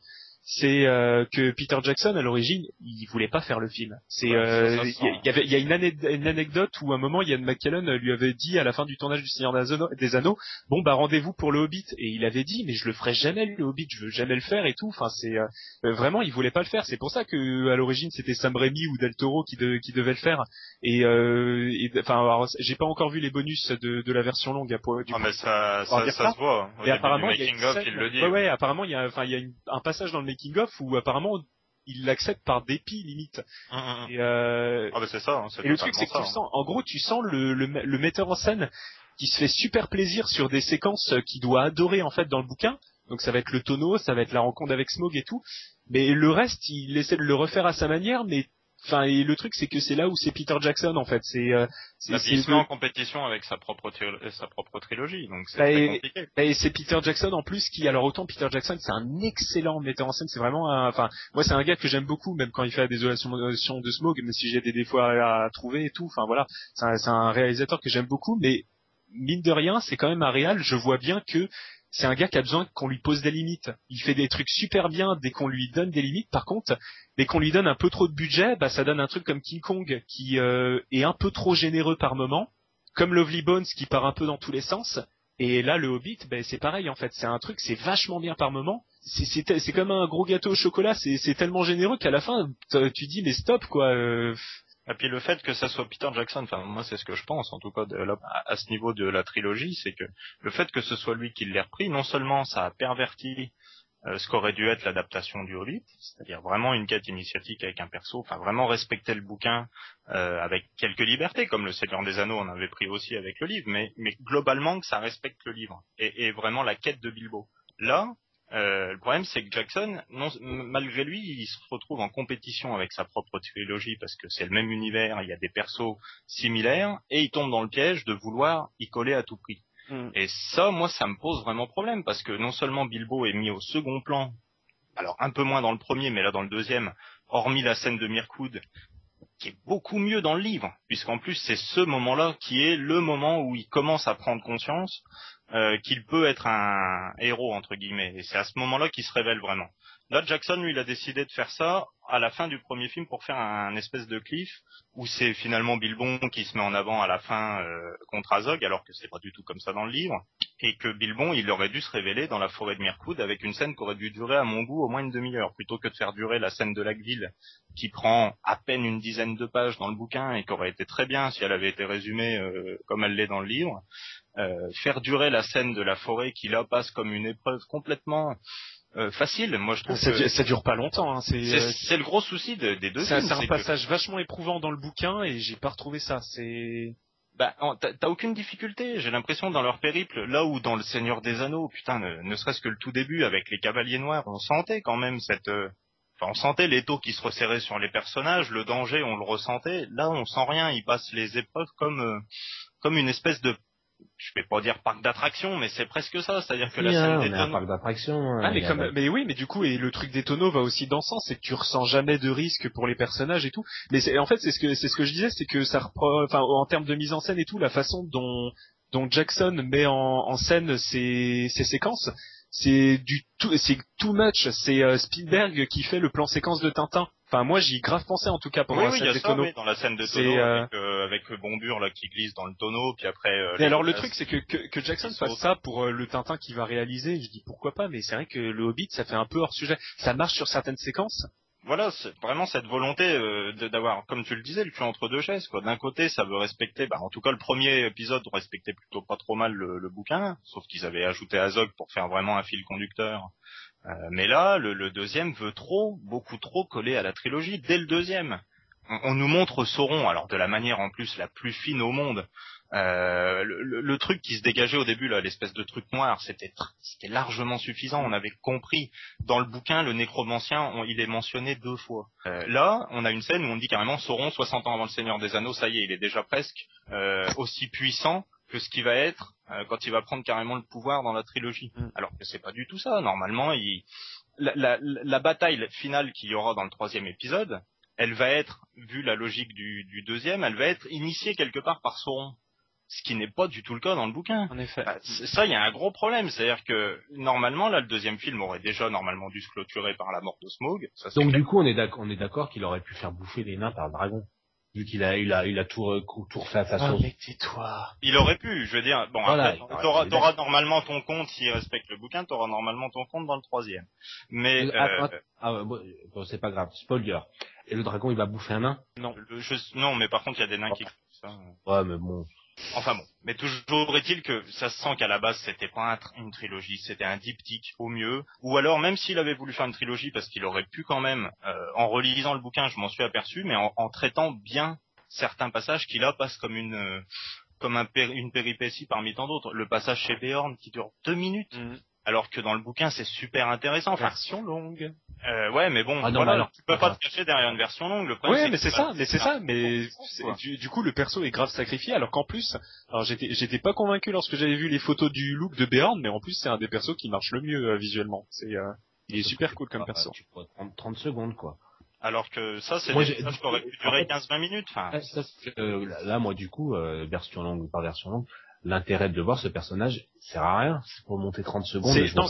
C'est juste un perso qui aide la communauté, en effet. Il sert pas grand chose. Il réapparaît dans le 3, mais, dans le 3, du coup, à la fin du bouquin, il réapparaît.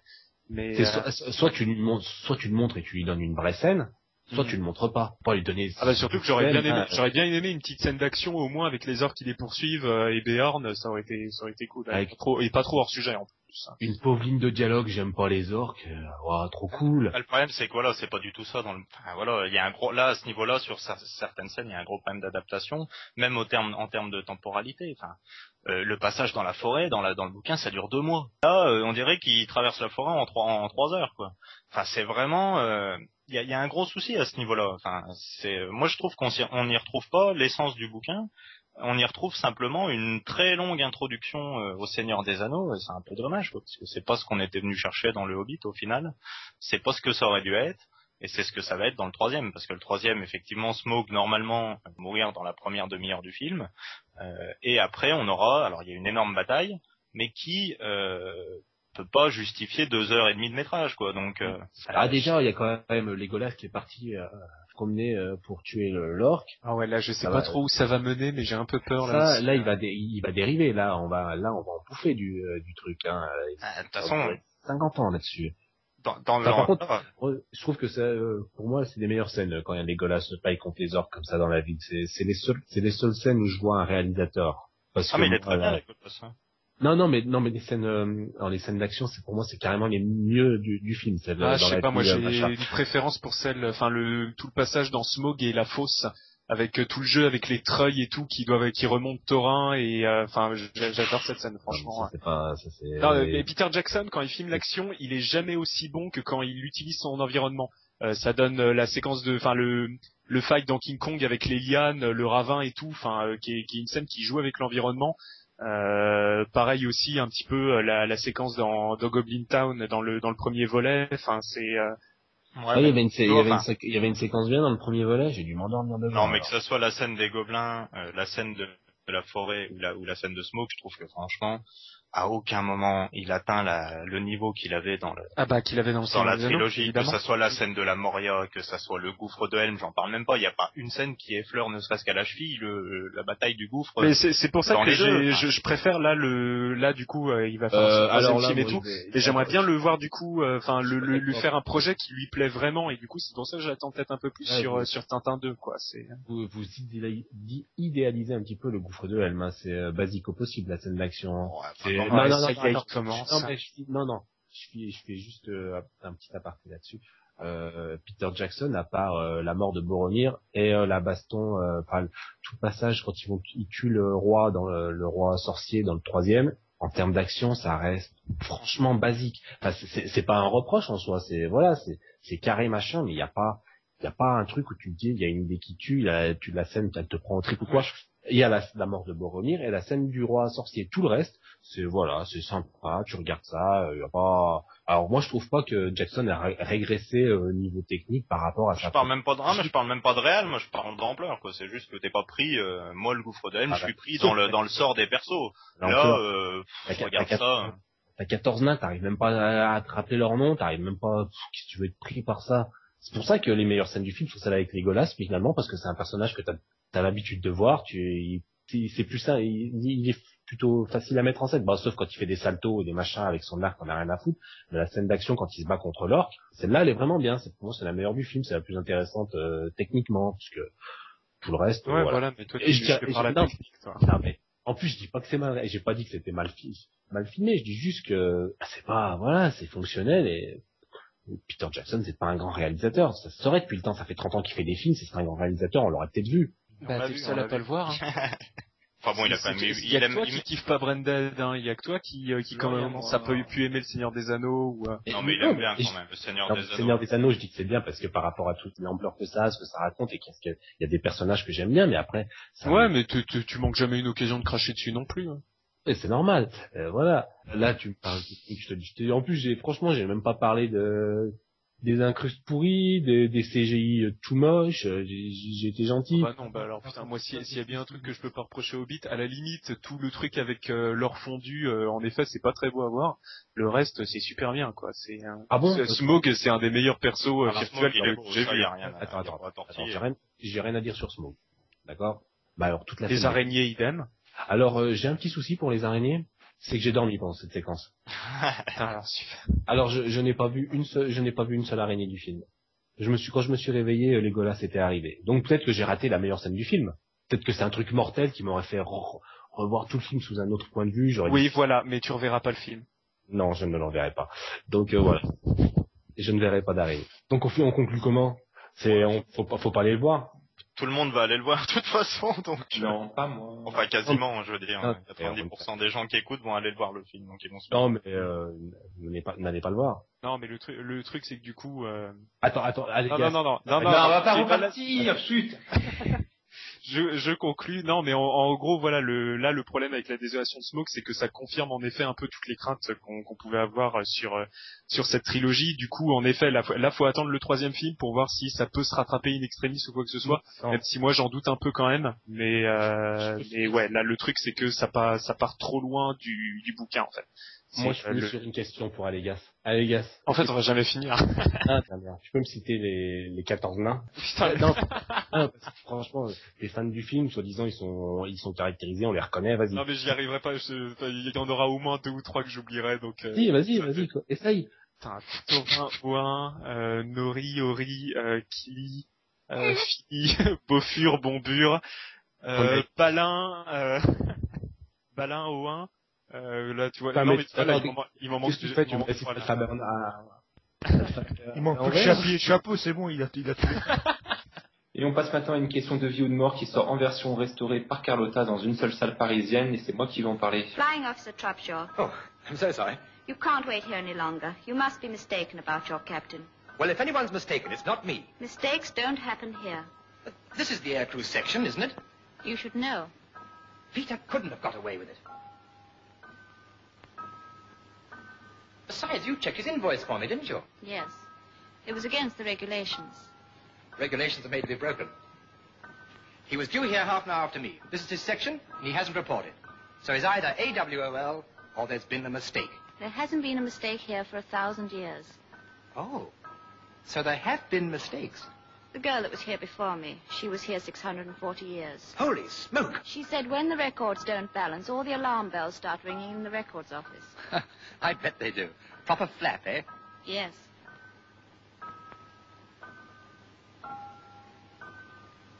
Ouais, donc une question de vie ou de mort qui est, pour mémoire, qui a été réalisée par le duo Powell-Pressburger, qui ont réalisé entre autres Les Chaussons Rouges, Colonel Blinkpool, Le Narcisse est Noir.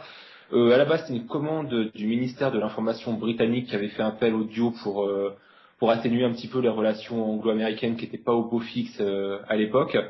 Donc du coup, ils ont un petit peu imposé une espèce de relation d'amour entre un aviateur anglais et une américaine. Voilà, pour raconter un petit peu l'histoire, on suit donc tout au début du film un aviateur anglais qui se crache avec son coéquipier, mais qu'en ressort lui vivant, contrairement à son coéquipier qui se retrouve au paradis. Et du coup, ils se rendent compte qu'il y a une espèce d'erreur qui a été faite et qu'il aurait dû mourir. Donc du coup, ils envoient un espèce de représentant du paradis qui va rechercher l'aviateur britannique pour le faire venir à une espèce de procès où il devra, enfin pas lui devra s'expliquer directement, mais où il devra justifier son amour envers l'américaine pour expliquer le fait qu'il doit rester sur Terre et pas aller au paradis. Donc voilà, ça c'est un petit peu pour l'histoire de base. Ce qui est bien avec le film, c'est qu'il arrive à mélanger quand même plusieurs genres. À la base, c'est un film romantique, mais limite à la fin, on se retrouve avec un film à la Kafka sur la partie paradis. On a une espèce de simulacre de procès qui est assez absurde, je trouve, et qui rentre bien dans ces thématiques. On a même un petit peu d'ailleurs de screwball comédie à travers certains personnages. Je pense notamment au révolutionnaire français qui est assez drôle à l'écran et qui amène un espèce de comique de forme, et d'ailleurs dans sa façon de s'exprimer qui fait tendre un petit peu le film autre que le mélo, parce que faut dire ce qui est, au début l'histoire peut paraître un peu simple parce que ça part quand même d'un concept d'un simple mélodramatique à la base, mais formellement le film est juste extraordinaire. Il y a une utilisation du Technicolor qui est encore assez peu répandu à l'époque, qui est juste magique. C'est un des meilleurs Technicolor des années 40, voire le meilleur, et qui est couplé à un noir et blanc qui est assez beau également pour bien différencier donc la partie paradis de la partie terre, à savoir que la partie paradis est entièrement noir et blanc et la partie terre donc en Technicolor. Et d'ailleurs le duo joue vachement sur les couleurs dès le début, parce que dès la séquence d'ouverture, il y a une espèce de contraste assez fort entre les couleurs qui sont super chaudes du côté du personnage masculin qui va donc se scratcher, et les couleurs froides sans tomber pour autant dans le noir et blanc du côté de l'américaine. Et là, c'est là que tu vois direct dès la séquence d'ouverture le talent quand même des deux mecs qui sont derrière le film. Et bon, ça s'arrête pas à cette partie-là. Il y a même la partie d'ailleurs sur Terre qui est pas du tout tournée dans des décors. Parce qu'il faut savoir, dans les années 40, c'est souvent tourné dans les décors. Là, non, il tourne essentiellement en extérieur et dans des décors complètement réalistes. C'est d'une modernité folle pour l'époque de passer par ce processus-là. Et du coup, on dirait que le film aurait pu être tourné dans les années 50 ou dans les années 60, on n'aurait pas vu la différence pour moi. Et contrairement donc à la partie au paradis, qui est pas en carton-pâte, mais qui passe plus par des décors, mais qui sont d'une inventivité complètement folle et hallucinante encore pour l'époque, fait que le film est super intéressant à ce niveau-là. Il y a une espèce de grandiloquence dans les décors. Je pense notamment au coup de l'escalier dans la salle d'opération qui arrive vers la fin. C'est juste magnifique, c'est grand, c'est même... On pourrait pas faire ça d'ailleurs à cette époque-là sans que ça tombe dans le cheap. Là, c'est pas du tout le cas. Donc voilà, pour moi, c'est clairement le meilleur film du duo, et j'espère qu'il y a une sortie Blu-ray qui va suivre suite à cette version restaurée, parce que le film le mérite amplement. Mais bon, je crois que tu l'as vu aussi, Alegas. T'as parfaitement résumé mon ressenti, à l'exception que moi, c'est pas mon film préféré du duo. Moi, je préfère quand même Les Chaussons Rouges. Moi, ce que je veux dire, c'est que déjà, enfin, je le dis à chaque émission, à chaque fois qu'on parle du duo, hein, mais c'est vraiment à découvrir, quoi. C'est des réals, je comprends pas qu'ils puissent encore passer inaperçus. Enfin, ils sont pas très souvent cités, que ce soit dans les cours de cinéma, dans les bouquins ou quoi que ce soit. Scorsese les cite souvent comme ses réalisateurs préférés, et il suffit de voir les films et on comprend pourquoi. C'est il y a de tout. C'est que, comme tu dis, ça a 10 ou 20 ans d'avance sur l'époque, que ce soit en termes d'inventivité, de mise en scène, de l'utilisation du Technicolor. Enfin ouais, là aussi c'est grandiose, même si je préfère les chaussons rouges dans l'utilisation. Là c'est pas juste un gimmick, c'est vraiment une idée. Enfin foutre le paradis en noir et blanc, ça a quand même une symbolique assez forte. Enfin voilà quoi. C'est ce qui est assez impressionnant, c'est que et c'est la même chose aussi avec le 49e parallèle, c'est que Powell Pressburger, ils prennent un film de commande, un truc tout bête, limite là, une question de vie ou de mort, c'est limite propagandiste. C'est en gros dire ouais, les Américains et les Anglais, ils seront toujours unis jusqu'à la mort. Et au final, ils arrivent à en tirer une œuvre vachement humaniste, très drôle, super belle. Enfin, c'est vraiment grandiose, quoi. Non, mais enfin, totalement d'accord avec toi. Enfin, là, je me souvenais même plus, tu vois, du plan de la salle d'opération. Et là, rien que le fait que t'en reparles, ça y est, je l'ai en tête et je vois très bien de quoi tu veux parler. Enfin, c'est vraiment un excellent film, quoi. C'est vraiment à découvrir. Alors après, j'espère quand même une sortie salle par Carlotta. Généralement, ça pourrait peut-être dire l'annoncer d'un Blu-ray, surtout qu'en plus ça fait un petit moment qu'ils s'amusent à ressortir tous les. Ouais, voilà. Et en plus, ça fait un petit moment qu'ils s'amusent à ressortir les Powell Pressburger. Il y a même une affiche qui a été faite pour l'occasion. Enfin, du coup, je sais pas si tu l'as vu, mais enfin, on peut la déficher sur le net. Elle est magnifique. Enfin, et résume parfaitement le film. C'est mais grandiose, vraiment à découvrir. Là, si on avait fait en fait, c'est un peu un conseil de l'émission. Voilà, une question de vie ou de mort, c'est bien. Et tous les Powell Pressburger ou presque, c'est bien. D'ailleurs, le film sortira pas en Blu-ray dans le premier semestre parce qu'ils ont annoncé toute sortie, mais bon, j'espère que dans le deuxième semestre 2014, il en sera. Et on remercie Scorsese. Enfin, on va pas nous écouter. Parce que quand même, c'est grâce à lui, c'est dit. Non, mais je crois pas que Yams non plus nous écoutera. Enfin, on demande souvent aux gens de nous écouter.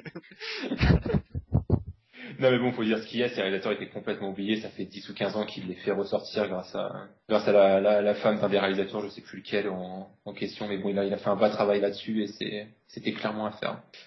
Donc voilà, on va passer maintenant à la mini rétrospective Mankiewicz, puisqu'on va aborder que 4 films ce soir du réalisateur.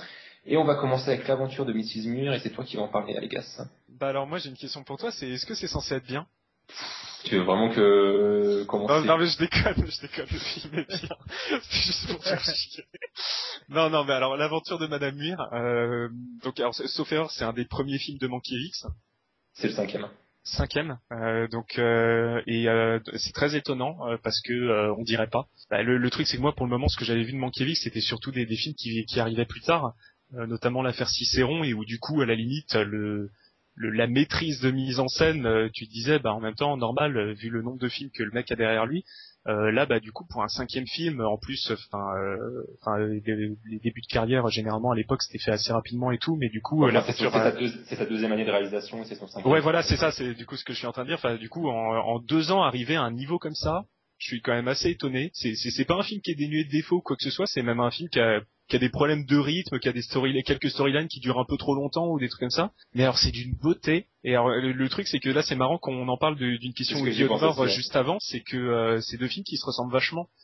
C'est 2 films qui ont un mélange des genres assez surprenant. Là dans le cas de l'aventure de Madame Muir, ça commence comme un truc un peu mélancolique, un peu mélancolique. Après ça part sur de la comédie, après ça part sur du fantastique, et au final après ça part dans le film romantique, et après ça finit comme un truc un peu sur la vie, sur la finalité des choses et tout. Enfin c'est assez intéressant. Et là encore, c'est là du coup l'autre parallèle que je voulais faire avec une question de vie ou de mort, c'est que c'est très visuel comme film. C'est un film qui joue pas mal sur, dès qu'il s'agit d'ancrer le fantastique dans un récit très terre à terre, ça use de, alors ça pourrait passer comme des grosses ficelles et tout. Enfin moi je trouve, il y a plein de gens qui critiquent le film comme quoi il est fleur bleue et tout, mais enfin je trouve que ça marche super bien, quoi. C'est super efficace à ce niveau-là. Après je vais peut-être parler des défauts. Alors c'est moi à la limite ce que j'ai reproché, c'est au niveau des storylines, c'est tout le truc avec l'écrivain là qui Ah non mais c'est nécessaire ça. Ouais c'est nécessaire, mais ça dure un peu trop longtemps. Enfin le truc c'est qu'en fait moi le reproche que j'ai à faire au film, c'est que toute l'histoire avec le marin, la relation n'est pas assez accentuée en fait entre la femme et le marin, et du coup tu ressens pas trop toutes les années de vie qu'il y a sur les 10 dernières minutes, tu les ressens pas trop comme une sorte de gâchis, alors qu'en fait c'est présenté comme tel, quoi. C'est vraiment c'est vraiment la nana qui va finalement atteindre le bonheur qu'elle va tant espérer lorsqu'elle va crever, en fait. Et tu ressens pas trop ça, je trouve, du coup. Enfin, la relation, l'écriture de la relation aide pas trop, en fait, parce que du coup, ça passe avant tout par l'écriture d'un bouquin, et c'est pas assez, je trouve, pour construire une vraie relation entre deux personnages. Bah si, parce que mine de rien, quand même, tu comprends que le personnage donc qui est joué par Jean Sarnier était un petit peu dans son rôle de femme au foyer, femme parfaite, et que petit à petit, quand même, il l'a vachement aidé à son émancipation et à devenir la femme qu'elle est, quand même, et elle s'en rend compte, justement, au fil des années. C'est ça qui est très beau. Ouais. C'est déjà un film sur l'émancipation féminine, et c'est ça pendant tout le film, c'est l'homme, justement. Clairement, ouais, c'est même dit dès les premières minutes, là, avec l'histoire de la belle famille et tout. Ouais, mais justement, elle a des doutes pendant tout le film, est-ce qu'elle doit revenir avec la belle famille, pendant tout le film, c'est ça, c'est une femme qui essaie de s'émanciper, qui arrive pas par elle-même et qui se fait un peu aider, et justement, ça... Donc ouais, tu comprends au fil des années qu'il a un peu aidé, tu vois, on n'a pas le récit d'un homme qui aide l'émancipation d'une femme, mais on a les récits d'un homme qui accompagne l'émancipation d'une femme et qui lui donne les moyens de s'émanciper, et c'est justement très beau. C'est parce que tu te rends compte que les deux personnages sont complètement opposés, avec l'écrivain en question qui essaie de lui faire oublier un peu qu'elle a une fille, qui essaie de lui promettre un peu monts et marées, et qui essaie de la faire vivre dans une espèce d'idéalisme romantique, alors que c'est pas du tout ce à quoi elle aspire juste à être un peu émancipée du monde tel qu'elle connaît, et dès le début du film, elle se retire justement dans cette espèce d'Angleterre un peu isolée au bord de la mer pour ça, et c'est plus une question d'amour sur ce que le personnage lui a permis de devenir qu'une histoire d'amour genre oh, j'ai eu un coup de foudre, je t'ai vu, ou je sais pas quoi. C'est plus une question sur les principes, sur ses principes moraux, quoi. Et c'est ça le sous-texte du film, et c'est ça ce qui est très beau, c'est que c'est pas une romance in your face où t'as les fleurs bleues, où t'as un espèce de traitement romantique à la Guimauve, à la Ghost, ou je sais pas quoi, ou ce genre de film à la con du même genre. C'est pas du tout ça, quoi. Ça passe exclusivement par le sous-texte, et c'est très beau. Après, moi, je trouve que, ouais, comme tu dis, la réalisation est complètement impeccable. Dans la première demi-heure, on se croirait limite pas dans un film gothique, mais et c'est limite ça, quoi. Faut pas oublier que le premier film de Mankiewicz, justement, c'est un film gothique qu'il avait repris de son mentor Lubitsch, et c'est grâce à ça, justement, qu'il était passé à la réalisation. Et on retrouve quand même quelques traits, justement, du film gothique, parce que dans la première demi-heure, on a un espèce de jeu de suspense sur est-ce que le fantôme est là, est-ce qu'il est réel, et du coup Mankiewicz joue vachement là-dessus, et que ce soit au niveau de l'image, limite c'est con ce que je vais dire, mais on se croirait un peu pas sur du The Conjuring ou je sais pas quoi, mais il y a l'espèce de certains points qui rappellent vachement du cinéma moderne. Je pense notamment au portrait du capitaine, tu sais, quand il ouvre la porte ou je sais pas quoi, et avec juste cet effet de lumière pour voir le visage et tout. Voilà. Et tu sais pas justement si c'est un tableau ou si c'est vraiment lui, mais c'est juste génial, quoi, ce genre de plan. Ah mais oui, mais en termes de mise en scène, c'est là où je te dis que je suis surpris. Hein, c'est vraiment voir toutes les idées qu'il peut y avoir, mais à ce niveau-là, mais c'est juste les 5 dernières minutes. C'est un truc, ça aurait pu être filmé par, tu vois, ça serait filmé par un Yes Man comme tant d'autres. Ça serait une scène. Voilà, ça serait joli, mais sans plus. Ta gueule, toi. Ça serait joli, mais sans plus. Mais Mankiewicz, tout passe par des idées toutes simples. C'est un verre qui tombe, c'est un changement d'acteur lors d'un raccord. C'est un joli décor derrière une porte. Avec ça, il te fout une scène, mais elle est belle à en chialer, quoi. Mais du coup c'est un peu, du coup je suis un poil déçu que le film soit pas de ce niveau-là, en fait. Alors je me dis qu'en effet ça aurait pas pu l'être, parce que forcément il peut pas y avoir que du fantastique dans le film, mais du coup c'est limite ces 10 dernières minutes, elles sont tellement fortes que ça te fait quasiment oublier tous les défauts du film sur le coup, quoi. C'est un film qu'il faut revoir, et que tu revois vachement à la hausse, parce que justement tu revois le film avec l'optique de la fin, je peux te dire que ça te le fait revoir différemment, justement. Moi je le reverrai sans problème. Enfin, en tout cas là, en plus avec la clé de lecture du coup vachement intéressante que t'as dit. Enfin, moi j'avais vu le film un peu plus de façon terre à terre. Hein, donc ouais, là je suis assez content que tu t'en parles de sous-texte. Et puis Jean Tierney, quoi. Enfin je crois que c'est la première fois que je la vois dans un film. Je crois que je la découvre, en fait, cette actrice. Elle est belle. Elle est jolie. Elle découvre. Putain. Tu connaissais pas Jean Tierney? Non. T'avais pas vu Laura? Voilà. Non. T'as pas vu Péché Mortel?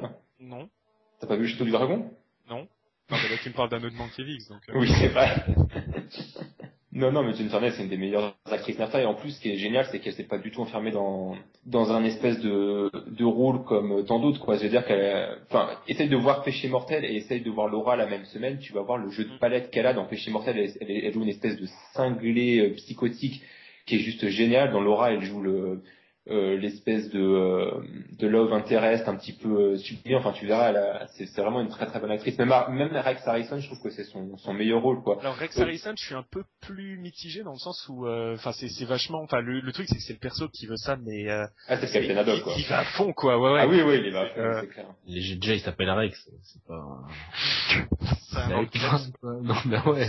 Voilà, et puis il y a deux petits mots aussi sur la composition de Bernard Herrmann il trouve que c'est sa composition la plus réussie, et je trouve que elle est juste géniale. C'est même des espèces de Roland de Vertigo par moment. On pense beaucoup à cette partition-là, alors que le film a juste 15 ans de moins que Vertigo, justement. Et voilà, enfin, ça donne une espèce de dimension romantique, épique au film qui est géniale, quoi. Mrs. Muir, c'est pour moi un des plus beaux films de Mankiewicz. Donc voilà, on va s'arrêter là-dessus. On va maintenant passer à La Maison des étrangers, et c'est Kill Bush qui va nous en parler. Alors, La Maison des étrangers, je me suis laissé prendre au piège du film, hein, finalement, parce que ça m'attirait pas plus que ça. Mais bon, je me suis dit, je vais quand même en mater un des 4 pour la rétrospective, et au final, ça m'a bien plu. La Maison des étrangers, donc ça raconte quoi? Ça raconte l'histoire Alors, le film commence avec un mec qui sort de prison. Donc on s'aperçoit qu'il était avocat, qu'il a 3 frangins, et donc en fait quand il sort de tôle, pendant son séjour en prison, son père est mort, il était directeur d'une banque, et donc les 3 frères ont récupéré l'affaire entre guillemets pendant son incarcération, et lui veut en sortant récupérer la part qui lui est due. Donc voilà, ça commence comme ça, et après tout le film est en fait un très long flashback. Donc ça c'est vraiment les 5 premières minutes, et après ça va être comment il s'est retrouvé en prison, qu'est-ce qui a fait que les relations sont tendues entre lui et ses 3 frères. Et donc au final c'est un film globalement où on parle essentiellement de cupidité, c'est-à-dire que c'est vraiment le rapport d'argent qui va peu à peu détruire une famille, qui va faire naître des jalousies entre les frères, parce que finalement le père, quand il était encore vivant, traitait ses fils de manière vraiment très différente. Il y avait donc celui qui sort de prison, qui était un petit peu le chouchou de la famille, parce que très entreprenant, qui se démarquait vraiment des autres, alors que les autres sont un petit peu ses larbins. Et au final, eux, au moment de pouvoir prendre le pouvoir entre guillemets de la banque, vont complètement destituer le 4e frère qui était mal vu au départ. C'est vraiment, alors le film est bon, moi je trouve que c'est super bien joué, bien écrit et tout, mais ça ne raconte que ça, c'est-à-dire que c'est vraiment un personnage qui va se retrouver dans des relations de pouvoir entre ses frères, des relations familiales tendues avec son père qui va finalement le monter contre ses 3 autres frères qui essayent de récupérer la banque, et lui, le personnage principal qui va être sauvé par un personnage féminin, donc duquel il est amoureux, et qui va tout faire pour le sortir finalement de cette situation, et lui faire comprendre que globalement être heureux c'est bien mieux que de vouloir se venger à tout prix.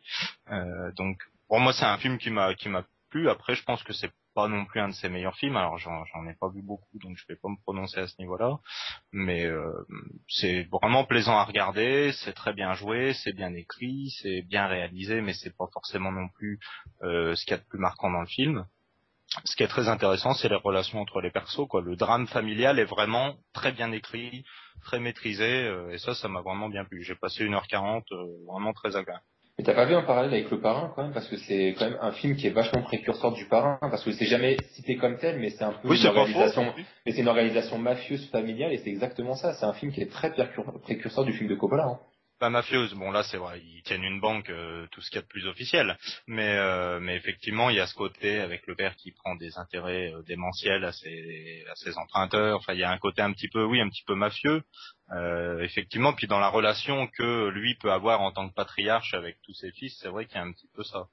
Puis t'as le fils aussi qui est avocat, tout ça, qui est un petit peu extérieur. Après, c'est quand même loin de l'ampleur du Parrain. Ah non, bien sûr, non, mais c'est quand même... Mais oui, je comprends ce que tu veux dire, effectivement, oui, je l'avais pas forcément vu sous cet angle-là, mais... Oui. C'est un des premiers films qui traite la mafia, pas comme une organisation criminelle, comme une organisation comme on peut voir dans les films noirs de l'époque, c'est une organisation familiale, c'est une organisation famille. Ouais, ça. Ouais, Qui a une organisation qui a un nom, une organisation qui a une tête, et c'est un traitement qui est vachement novateur pour l'époque à ce niveau-là. Ah bah c'est clair, mais en plus au départ tu t'attends quand même plus à voir un film noir avec tous les codes que ça comporte, et en fait pas du tout quoi. Enfin c'est vraiment c'est un film où il y a pas d'action globalement. Tout est autour de dialogue, tout est autour des relations entre les personnages. C'est pas vraiment ce à quoi on s'attend au départ finalement. Avec des trahisons, mais qui sont que des trahisons morales. Il y a pas vraiment de coups, de vol entre les personnages ou quoi que ce soit. Ça reste très insidieux quoi. Enfin le père, il a des discours très particuliers avec ses enfants. Il peut les traiter comme de la merde et en même temps leur dire qu'il les aime derrière. Enfin c'est un petit peu particulier. Mais j'ai bien aimé, hein. Franchement, un bon petit film. Puis Edward G. Robinson, c'est une de ses meilleures prestations. Il est juste, il est génial. C'est qui joue le père, ouais. Ouais, c'est lui qui joue le père. Ouais. Ouais, il est complètement extravagant, il en fait beaucoup, mais il tombe jamais dans le ridicule quoi. Non, il joue bien le père, voilà, c'est des Rital dans le truc, donc le père de famille italien qui tient une banque, qui est très fier de ce qu'il a accompli, qui trouve que ses enfants sont pas à la hauteur, à part un qui est celui qui sort de prison, mais effectivement, ouais, non, c'est un bon film, hein, franchement, à conseiller, quoi. Après, je suis d'accord avec toi, formellement, c'est peut-être un des moins réussis de Mankiewicz, parce que Mankiewicz, c'est quelqu'un qui travaille beaucoup ses scripts et qui se base beaucoup là-dessus. Là, c'est clairement un de ses films de script et pas un film où la réalisation est formidable. Mais bon, faut dire aussi que le script s'y prête pas beaucoup, quoi. C'est pas ah bah non, c'est tout en huis clos, enfin, c'est tout en intérieur, y a pas à avoir des mises en scène, c'est pas la peine qu'il fasse des plans, des plans séquences comme parfois il peut faire, ou, enfin, ça a pas lieu d'être, quoi. Là, tout est basé sur l'écriture. Non, c'est bien. Bon film. Bon, on va s'arrêter là-dessus. On va passer maintenant à Soudain l'été dernier. C'est moi qui vais en parler. Donc, Soudain l'été dernier, c'est le 16e film de Mankiewicz qui arrive un petit peu dans une période un peu faible pour lui parce qu'il sort de Jules César. Il y a eu sa comédie musicale Blanche Colombe et Vilain Monsieur qui est pour moi son pire film. Et puis, il y a eu aussi Un Américain bien tranquille qui est pas un mauvais film en soi, mais qui est assez mineur dans sa filmographie. Et voilà, au final, il pompe ce qui est à ce jour un de mes 10 films préférés, donc ça va être un petit peu dur d'en parler objectivement. Déjà à la base, c'est tiré d'une œuvre de Tennessee Williams qui a écrit entre autres Un tramway nommé Désir ou encore La chatte sur un toit brûlant. C'est pas un auteur que j'aime particulièrement, c'est même des films que je cite, je les ai pas spécialement aimés. Mais bizarrement sur ce script-là, je trouve que ça fonctionne ces thématiques. Donc l'histoire en soi, c'est un chirurgien qui arrive un petit peu dans une famille aisée où le fils est mort et où une de ses cousines s'est retrouvée dans un asile, on ne sait pas trop pourquoi. Et donc la patriarche qui est jouée par Catherine Hepburn veut recruter le chirurgien pour arriver à faire une lobotomie sur le personnage de Taylor pour lui faire oublier des souvenirs. On comprendra ce qu'il en est plus tard. Et mine de rien, il y a pas mal de thèmes qui étaient assez sulfureux pour l'époque, parce que dans le film, clairement, dans le livre, on évoquait clairement l'homosexualité du personnage. Là, vu que le film se fait censurer à ce niveau-là, ça passe à chaque fois par la suggestion et du coup, ça entraîne. Comment ça, la suggestion, c'est quand même, on a bien compris qu'il est homo, c'est pas oui, suggéré. Oui, on a bien compris, mais c'est jamais cité comme tel. Et c'est tout qui passe par la suggestion et par l'image. Et mine de rien, ça amène quelque chose de très intéressant dans le film. Et normalement, la censure, c'est quelque chose qui nuit à un film. Là, pour le coup, c'est la censure aide, je trouve, le film à faire quelque chose d'intelligent à ce niveau-là et pas de faire un discours lourd comme on aurait pu avoir sur les écrits de Williams. Donc après, le film a des teintes un petit peu de film d'horreur qui est pas sans rappeler encore une fois son premier film, Le Château de Dragon, qui s'inspirait pas mal du gothique. Et même la fin qui m'a mis, moi, la première fois que je l'ai vu, super mal à l'aise et qui est assez intelligent parce que justement dans le film, la fin, justement, pendant tout le film, t'as des gens qui parlent et qui sont enfermés dans des pièces et du coup, puisqu'il peut perdre un petit peu les spectateurs, ce que je comprends. Et là, tout d'un coup, le Mankiewicz donne vie au récit de Taylor et c'est juste génial parce qu'on rentre dans la folie du personnage et ça va super loin dans ce qu'on voit pour l'époque. Et pour moi, c'est une scène et pourtant le film a été tourné en 1960. Et moi, ça m'a mis super mal à l'aise ce que je voyais à l'écran.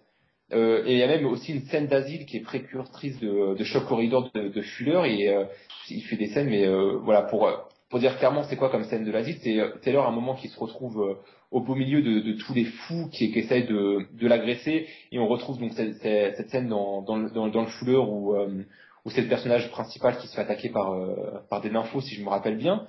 Et voilà, les scènes sont vachement ressemblantes. Et même au niveau, que ce soit au niveau de la réalisation, on voit que Fuller a vu le film et s'inspire vachement de ça. Sauf que Fuller, c'est mieux. Non, je suis pas spécialement d'accord, mais bon, on en reparlera. Au niveau du casting, on a donc Catherine Hepburn, c'est un nouveau rôle pour elle parce qu'elle est plus habituée aux comédies romantiques ou aux screwballs, aux films d'aventure, et elle est juste géniale dans son rôle de patriarche qui essaie de tout contrôler, qui est complètement imbu d'elle-même et qui voue une espèce de dévotion malsaine pour son fils. Pour moi, c'est un de ses meilleurs rôles. On a également Marguerite Clift qui est un peu plus en retrait. Après, il faut prendre en compte, je trouve que je sais que beaucoup vont revenir sur sa prestation qui est un petit peu off pendant tout le film pour être gentil. Mais non. Après, il faut revenir un petit peu sur le contexte du film. Faut se rappeler que Marguerite Clift avait eu un accident qui était et donc il avait été défiguré il y a de ça 3 ans, je crois, et qui était revenu donc sur le devant de la scène à cause de l'insistance de Taylor. Et il avait eu pas mal de chirurgie esthétique entre temps, il était tombé complètement en dépression, dans l'alcoolisme le plus complet, tout ça. Donc tu lui cherches des excuses en fait. Non, je cherche. C'est pour ça qu'il a un balai dans le film. De rapprocher ça du film. Non, mais laissez-moi finir s'il vous plaît. Et je trouve ça super bien intéressant parce que justement ça se rapproche des thèmes du film, parce que justement Montgomery Clift avait une espèce d'homosexualité cachée pendant toute sa période hollywoodienne. Il n'y avait que Taylor en gros qui était au courant. Et justement ça se rapproche du thème du film, et même au niveau de la chirurgie, parce qu'il faut savoir que Clift pendant 3 ans avait suivi beaucoup de chirurgie reconstructive sur sa tête, qui avait complètement, il était complètement défiguré, quoi. Le mec sur tête, c'était un petit peu Tom Cruise dans Vanilla Sky, quoi, pour replacer un petit peu le truc. Et si tu prends en compte les thèmes du film à ce qu'il avait vécu, il y a une espèce de sous-texte qui est complètement, mais abominable et glauque, mais qui élève encore plus le film. Et je te jure, quand tu vois le film en ayant en tête le background de Cliff, ça donne une dimension au film juste géniale, quoi. Après, il est pas mauvais, je le trouve juste un peu off, mais il participe à l'ambiance un peu bizarre du film. Après, je peux comprendre qu'on l'aime pas et qu'on trouve des choses à dire sur sa prestation. Moi, je trouve que justement, il rentre à fond dans l'univers du film de Mankiewicz. Voilà, après, je sais, voilà, que certains n'ont pas aimé. Allons-y, vous pouvez vous lâcher. Allez, je laisse l'honneur à Scalp. Non, mais j'ai pas envie d'être méchant, il me fait de la peine, c'est son film préféré. C'est pas mon film préféré, Non, mais voilà, j'ai trouvé ça abominable du début à la fin. Déjà, Tennessee Williams, c'est un gars qui aurait jamais écrit un livre de sa vie, ça m'aurait fait gagner du temps, parce que je me suis tapé ses films, c'est de la merde. Donc, mais j'ai trouvé ça juste pénible, quoi. C'est jamais intéressant. L'intro, elle dure 35 minutes avant qu'on voit Elizabeth Taylor. Tout le passage avec Catherine Hepburn, désolé, Judge, je te la pique, en Cruella, mais c'est juste pas possible. Taylor, on sait jamais si elle joue ou elle joue pas. C'est un jeu what the fuck. Oui, sérieux là, mais. Et non, mais après. Ah, mais que t'aimes pas le film. Non, mais voilà. Bien, mais que tu critiques le c'est dommage qu'elle soit pas tout le film en robe blanche comme à la fin. Voilà, la psychanalyse, je veux bien, mais ça a des limites, quoi. Au bout d'un moment, t'en as juste rien à foutre de ce qu'ils sont en train de te raconter. Et puis la fin, non mais sérieux, la fin. Moi, je préfère encore revoir tous les Lucio Fulci, hein. Quand j'ai vu cette fin, mais je me suis dit, mais putain, tout ça pour pouvoir arriver là. Jet, tu t'aurais dû regarder jusqu'au bout, mais la fin, tu t'aurais rigolé, non, quoi. mais désolé, moi c'était plus fort que moi, mais moi du Tennessee Williams, ça me tue, c'est impossible. Moi je suis allergique à son écriture, quoi. Le mec. Franchement. Non mais moi, j'aime pas on aurait pu, non mais tu vois, c'est pour dire le level de la fin, le truc le pire qu'on aurait pu avoir, c'est des extraterrestres. Bah ils sont juste en dessous. Non mais moi tout ça pour dire, moi je critique. Non mais est-ce que t'as compris ce qu'il y a 2 secondes que c'était l'interprétation de la folie de Taylor qui s'affichait à l'écran? Non mais t'es en train de dire que t'es en train de dire au film, en train de reprocher sa folie et son côté what the fuck, mais c'est complètement n'importe quoi, c'est que t'as pas compris le propos du film. Non mais alors donc alors qu'est-ce que tu essaies de me dire, qu'à la fin en fait il est pas mort comme ça? Mais oui, je sais pas, c'est un peu logique, non? Je sais pas, il est mort. De toute façon on le sait même pas comment il meurt. Alors je vais te dire. Bah, tu comprends que le mec s'est un peu suicidé parce qu'il refoulait son homosexualité et que Taylor. Alors ça c'est, tu peux interpréter comme tu veux de toute façon, vu qu'on nous raconte rien. Ouais, super. C'est parce que pour toi il s'était fait manger par des cannibales, non mais moi mais tu comprends pas deux secondes. Je l'ai pris premier degré parce que le film c'est premier degré, parce que Taylor oui bah non, quand t'es vite fait intelligent, non mais Laisse-moi parler, quand t'es vite fait intelligent, tu comprends que c'est une métaphore et que les mecs qui sont en train de manger son fils, c'est une métaphore justement du fils qui se fait bouffer dans ses relations et qui est servi pour l'argent ou je sais pas quoi, et c'est une métaphore de tout ça, mais après faut pas prendre le film premier degré, enfin je sais pas, moi je l'ai pris comme c'est logique. C'était chiant, j'avais pas envie de réfléchir. Non mais c'est vrai que les dialogues, ils ont quelque chose de vraiment assommant, quoi. Au bout de 10 minutes, j'étais déjà déconnecté de l'histoire, c'est que j'en avais limite plus rien à foutre de ce qu'il me racontait. Bah ouais, on dirait Cartel. Ouais, mais exactement, ça m'a fait le même effet. Ça m'a fait exactement le même effet. C'est le genre des dialogues qui se veulent au 2e ou au 3e degré, qui essayent de te parler de métaphysique, de je ne sais quoi. Et en fait, c'est juste super chiant, quoi, parce que ça te prend vraiment pour un débile. Tu comprends déjà à l'avance ce qu'ils essayent de te dire. Enfin, en tout cas, dans Cartel, c'était le cas. Dans là, Souviens-toi l'été dernier, c'est pas du tout le cas. Parce que... Souviens-toi l'été dernier. Oui, je sais pas comment il s'appelle ce film. J'aurais préféré revoir Souviens-toi l'été dernier, moi. Ah bah au moins, ouais, il y a Jennifer Love Hewitt. A changé de passion, les mecs. Alors, c'est ça les arguments. Bah non, mais mes arguments, j'en ai parlé pendant 10 minutes. Toi, c'est quoi tes arguments? C'est chiant, c'est mal dialogué, la truc. Non, mais c'est quoi tes arguments, toi? Tu peux trouver. Alors, bien sûr, je trouve que c'est mal dialogué, c'est écrit. Franchement, t'en as juste rien à foutre de ce qu'on te raconte. La psychanalyse pour les nuls, c'est bien, c'est marrant 2 minutes. Tu peux comprendre qu'on trouve juste ça chiant, quoi. C'est inutilement bavard. Ouais, et encore en plus, le pire, c'est que moi, je critique même pas Mankiewicz. Je dis même pas que c'est de sa faute. C'est juste le matériau qui est pourrave, quoi. Tennessee Williams, c'est un gars, et on n'aurait jamais dû lui donner le crayon de sa vie. Alors moi je suis assez étonné de la réputation quand même du film qui se fait traiter de chef-d'œuvre un peu partout. Faut dire que vous êtes les 3 seuls mecs que je connais au monde à pas aimer ce film. Non mais putain ils sont là. Tu sais ce que ça me rappelle? Ça me rappelle aussi l'excellente réputation d'un film auquel il ressemble énormément, c'est La Maison du Docteur Edwards. Ah j'ai cru que t'allais nous sortir Mysterious Skin. Non. Mais non, mais là, c'est 2 films qui se ressemblent vachement. C'est pareil, des trucs ultra bavards sur la psychologie et tout, des trucs justement on découvrait un peu au XXe siècle. Ça se popularisait un peu et du coup on la mettait au cinéma parce que ça pouvait faire des bons sujets et tout. Et mais c'est pareil, La Maison du Docteur Edwards, mis à part quelques bonnes idées d'Hitchcock, des trucs un peu hallucinatoires et tout, c'est chiant. Et là c'est pareil quoi. Mis à part l'idée, moi c'est vraiment la seule idée de mise en scène que je retiens, c'est le flashback avec la tête de Taylor et l'incrustation derrière. Et à part ça, je trouve que le film... Ah ouais, elle était jolie cette scène, je m'en rappelle. C'est vrai. J'ai bien aimé le gars pour de vrai. L'art et la manière de se rattraper. J'ai bien aimé la fin aussi. Franchement, à la fin, j'en rigole encore quand j'y repense. Bon, allez, on va s'arrêter là-dessus. On va passer maintenant au dernier film de notre mini-rétro et c'est Le Limier. Et c'est Jet qui va nous en parler. Ouais, Le Limier, j'ai vraiment beaucoup aimé. Déjà, ça part d'un genre que j'aime bien, c'est le film en huis clos. Là, en plus, il y a 2 grands acteurs, Laurence Olivier et Michael Caine. Donc voilà, déjà, ça vous pose un haut niveau. Et surtout, voilà, ça parle un peu en sous-texte de l'univers du théâtre, des ficelles, voilà, des tours de passe-passe qu'on peut utiliser dans une pièce de théâtre pour faire avancer une intrigue. Et là, effectivement, ce qui est intéressant avec Le Limier, c'est que ça respecte vraiment le principe d'une pièce du théâtre, c'est que l'histoire elle est racontée en 3 actes.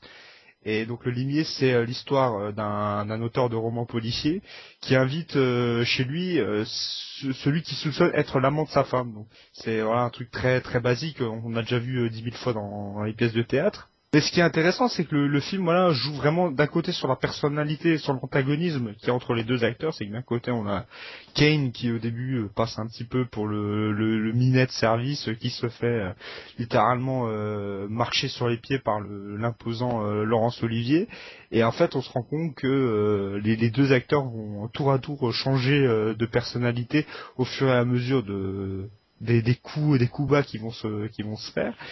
Mais ce qui m'a surtout étonné en fait dans le film, c'est que avec peu de décors, peu de moyens, enfin il y a quand même un peu de moyens, je trouve que Mankiewicz arrive à éviter justement l'écueil du théâtre filmé. C'est que le film, c'est un film qui est millimétré, qui est rigoureusement mis en scène. Il y a vraiment des plans, des idées de mise en scène qui sont vraiment ahurissantes. Et surtout, là, c'est la durée du film. Le film il dure 2h20. Arriver à faire un film de 2h20 avec 2 acteurs seulement, parce qu'il n'y a pas un seul intervenant extérieur, moi je trouve que c'est vraiment ça tient vraiment du grand art, quoi.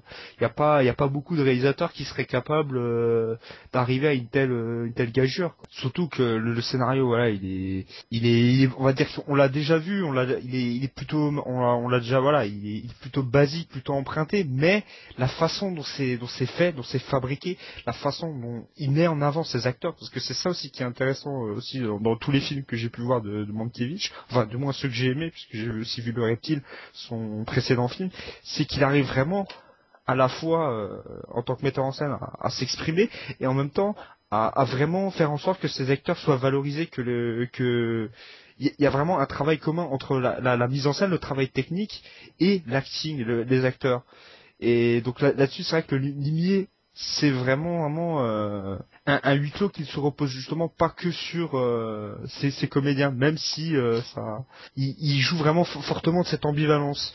Et donc c'est vraiment super ludique. C'est le genre de film, je pense que je pourrais me le remater plusieurs fois. D'ailleurs, c'est pas étonnant que le film a été plusieurs fois cité, enfin voire même remaké officiellement, puisqu'il y a eu Sidney Lumet qui a, on va dire, faussement remaké le film 10 ans plus tard avec Piège mortel, que honnêtement je préfère au Limier parce qu'il est un petit peu plus ramassé en termes de durée, et Branagh aussi qui a plus tard remaké le film, là cette fois-ci de manière officielle, dans les années 2000. Bon, celui-là je l'ai pas encore vu, mais je pense que je le verrai parce que j'aime beaucoup le pitch de base, et surtout voilà, il y a un nouveau Michael Caine. Donc voilà, franchement c'est un film qui m'a vraiment beaucoup plu. Donc j'aimerais bien avoir un Blu-ray disponible, parce que je crois que il n'y a pas de DVD dispo. Enfin, il y a rien. Voilà. Au UK il est épuisé, du coup tu n'y vois. Voilà, et donc non, franchement c'est un film, surtout pour un dernier film, c'est surtout ça, parce qu'en général quand tu vois les réalisateurs de cette époque-là, leurs derniers films en général sont assez pâteaux, assez hésitants. Là au contraire c'est un film, on voit à côté le gars qui s'amuse, et surtout il a une vraie maîtrise du propos. Il suffit de voir le plan final du film. Moi je trouve que c'est un plan génial pour finir sa carrière, quoi. Il y a à la base pour placer, ça devait pas être son dernier film officiellement. Il y a eu plein de projets qu'il devait faire qui ont été avortés. D'accord. Mais n'empêche que ce plan final, pour moi, il vaut celui de Osterman Weekend pour Peckinpah ou celui de Choc pour Mario Bava. C'est vraiment des genres de plans. Tu te dis, voilà, le mec, ce dernier plan, c'est bon, il a tout dit, quoi. Il part la tête haute, quoi. Non, parce que le film en lui-même, la logique du film, il est absurde. T'as des moments où tu te dis, mais c'est pas possible. Moi, c'est ça que parce que voilà, le film, je le trouve sympa. Je sais pas, c'est un peu long. Mais il y a des passages, moi j'en pouvais plus. Tout le début, quand il commence à déguiser Michael Caine en clown, ça me faisait péter un câble. Hein. Je disais, mais en plus, le jeu était tellement outrancier. Mais justement, mais je trouve ça super drôle. Bah oui, mais moi ça me passe au-dessus. Et moi je préfère quand c'est, enfin voilà, c'est pas ce que j'ai envie. Moi justement, je m'y attendais pas. Ouais, bah ouais, bien ça pour le coup. Et en plus, moi ce que j'ai pas aimé, c'est cette baraque avec tous ces putains de... Alors, je crois là, au contraire, là-dessus, je suis pas du tout d'accord. Je trouve que de la maison, mais t'as des éléments de décor. Moi, je trouve ça génial, le coup du tourniquet, tout ça. Je même pas finir. Donc, je comprends que ça participe à l'environnement, tout ça, c'est très bien pour l'ambiance. Je comprends que ça a une utilité, même narrative, on va dire. Mais pour moi, en termes de mauvais goût, ça atteint presque le niveau d'un Baz Luhrmann. Oh, non, c'est pas grave, franchement, mais n'importe quoi. Non, mais n'importe quoi. Non, mais, et puis c'est très bien, Baz Luhrmann, il n'y a pas à avoir honte. T'habiterais dans une baraque comme ça? Bah, putain, elle claque sa baraque. Ouais. Super. Moi, j'aimerais trop avoir un tourniquet dans ma chambre, attends. Un tourniquet. Non, mais t'as vu combien, putain, les clowns, les singes qui jonglent. Bah quoi, t'aimes pas les singes? Le truc non, mais bien sûr que c'est expliqué, mais voilà, en termes de mauvais goût, ça pose le niveau assez haut quand même. Mais enfin, bon, c'est un film c'est une mise en abîme du monde du théâtre, c'est vraiment le truc un peu carnavalesque. Merci de me... Non, mais t'espérais quoi? Tu croyais qu'ils allaient faire ça dans un hangar roumain avec rien dedans, c'est ça? Ah, pourquoi pas? Tu voulais voir le film que t'avais envie de voir, en fait. Non, c'est pas, c'est juste que j'aime pas le décor. Non, mais Scott, il a toujours envie de refaire les films à sa sauce, quoi. C'est ça qui est un petit peu chiant. Putain, je dis pas que c'est mauvais, je dis pas que c'est ça qui fait que le film, j'aime pas, c'est juste que j'aime pas les décors, ça m'a saoulé, voilà, c'est moche. Qu'est-ce que ça joue sur l'ambiance, qui est censée être drôle et qui me fait pas du tout rire. Parce que moi, quand je vois Michael Caine qui monte à l'échelle et qui se pète la gueule, ça me fait pas moyennement rire. C'est pas censé être drôle, c'est juste du c'est pas censé. C'est sûr, c'est vrai que quand il est déguisé en clown et il a des chaussures de 15 km, c'est pas censé être drôle. Mais non, mais c'est pour rendre le personnage bas, quoi. Il essaie d'humilier le personnage et c'est ce qu'il fait. C'est pour ça j'ai bien compris qu'il l'humiliait, mais la scène en elle-même, c'est un gars qui tombe. En général, dans ce genre de scène, le but, c'est un gag, quoi. C'est faire rire. C'est pas. Oui, mais non, mais justement, il joue sur les deux niveaux. Au début, tu crois que c'est une blague et en fait, la blague, elle monte tellement loin que. Par contre, moi, tu dois rire aussi. Après, il y a vu qu'il y a que 2 acteurs, il y a un truc je sais pas, c'est le début du deuxième acte, c'est chaud, quoi. Moi, c'est quand je l'ai vu arriver, je dis, oh non, qu'est-ce qu'ils font, là? Pourquoi ils font ça? J'ai trouvé ça... Ça, je suis d'accord. Mais non, mais alors ça, faut replacer encore dans le contexte des années 70, c'est un film que j'aurais adoré revoir à l'époque. C'est que Mankiewicz a été très intelligent dans son générique, il a crédité des acteurs fictifs qui sont pas dans le film, carrément, pour faire croire qu'il y avait d'autres acteurs et que justement, on va pas trop en dire, que le personnage en question était joué par un autre acteur et voilà. À l'époque des années 70, il n'y avait pas internet, il n'y avait pas les forums. Non mais attends, moi je connaissais rien du film. Hein. Quand je l'ai regardé, je savais pas du tout. Moi dès qu'il passe la porte, je dis qu'est-ce qu'il fait? C'est quoi il fait quoi là? Franchement, on le reconnaît pas tant que ça. Ah bon? Ah moi si vocalement, moi ça m'a tout de suite. Oui, vocalement parce que tu connais l'acteur, vocalement tu connais l'acteur, mais physiquement tu vois. Mais vocalement, mais moi dès qu'il a passé la porte. Mais bien sûr, parce que c'est Michael Caine, tu connais, c'est tout, mais c'est normal. Ah oui. Bah, attends, à l'époque, il le connaissait pas, tu vas me dire. Michael Caine, il était moins connu que maintenant, oui, et voilà, enfin, j'ai trouvé ça, c'est dommage, enfin, moi, ça m'a, du coup, le deuxième acte, j'attendais, je disais, bon, allez, ça démarre vraiment, parce qu'il met un peu de temps, quand même, à démarrer le deuxième acte, hein, Bon, après, ça va, par rapport à Soudain l'été, machin, c'est quand même vachement mieux dialogué, quoi. On sent que c'est pas du Tennessee Williams. Il y a aussi un double jeu de lecture, c'est beaucoup plus intéressant à suivre, c'est ludique, c'est marrant, mais ça dure 2h20, quoi. Par moment, tu les sens passer, et puis le renversement de rôle aussi, j'ai eu du mal à la fin, quand l'autre il commence à chouiner, là. Tu vois que c'est un mauvais perdant et que le mec il joue. Eh oui, mais ouais, non mais. Non mais surtout il s'est fait tellement manipuler parce qu'il change chaque fois d'avis et au bout d'un moment le mec il finit par plus le croire, il pense qu'à sa vision des choses et donc il va au bout de sa logique. Après, quoi. Voilà, c'est juste, je dis pas que c'est un mauvais film, je dis pas qu'il y a des choses ratées, c'est juste que moi c'est des trucs que j'ai pas spécialement apprécié. Autant Soudain l'été c'est de la merde. Celui-là, Le Ligné, c'est voilà, il y a plein de choses. C'est un bon film, mais moi j'ai pas accroché à plein de choses dedans. Ah moi je le trouve vraiment nickel quoi. C'est vraiment kiff avec le reptile quoi. Voilà, j'avais déjà pas aimé Piège mortel donc ça. Ah bah oui, donc si t'as pas aimé Piège mortel, c'est un petit peu logique. Que tu n'as pas. La fin est mieux que dans Piège mortel, désolé. Ça, oui, ça serait, mais la fin est peut-être meilleure, mais je parle de la construction du film, la façon, je veux dire, le rythme, je trouve ça mieux géré, je trouve, chez Lumet. C'est vrai que c'est plus soutenu chez Lumet, je suis d'accord avec toi. Mais bon, même, je préfère quand même Mankiewicz. Mais bon, Ken, Laurence Olivier, c'est quand même un peu meilleur que Christopher Reeve. Non, il Reeve, il était très bien, arrête. Oui, il était très bien. Non, il les mérite pas, mais voilà, quand même, on peut pas dire que, voilà, c'est autre chose. Oui, c'est Michael Caine, quoi. C'est un des plus grands acteurs. Non, puis même moi j'ai trouvé Laurence Olivier bien meilleur que Michael Caine dans le film. Ah oui. Non, et puis Christophe bien meilleur. Il est un peu handicapé par son jeu, quoi. J'aurais pas osé celle-là. Jack Spencer, c'est quoi. Bon, allez, le Bombcast est fini pour cette semaine. On se retrouve dans 2 semaines et on parlera du Loup de Wall Street de Scorsese, de Don John, de Touch of Sin, de Tel Père Tel Fils. Et on évoquera dans la seconde partie de l'émission notre bilan annuel.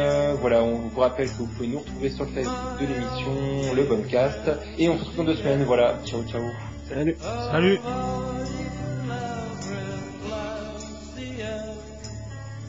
Of everything that stands the end, no safety or surprise the end. I'll never look into your eyes again.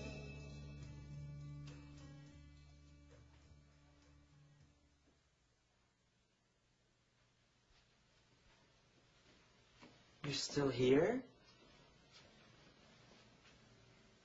It's over. Go home.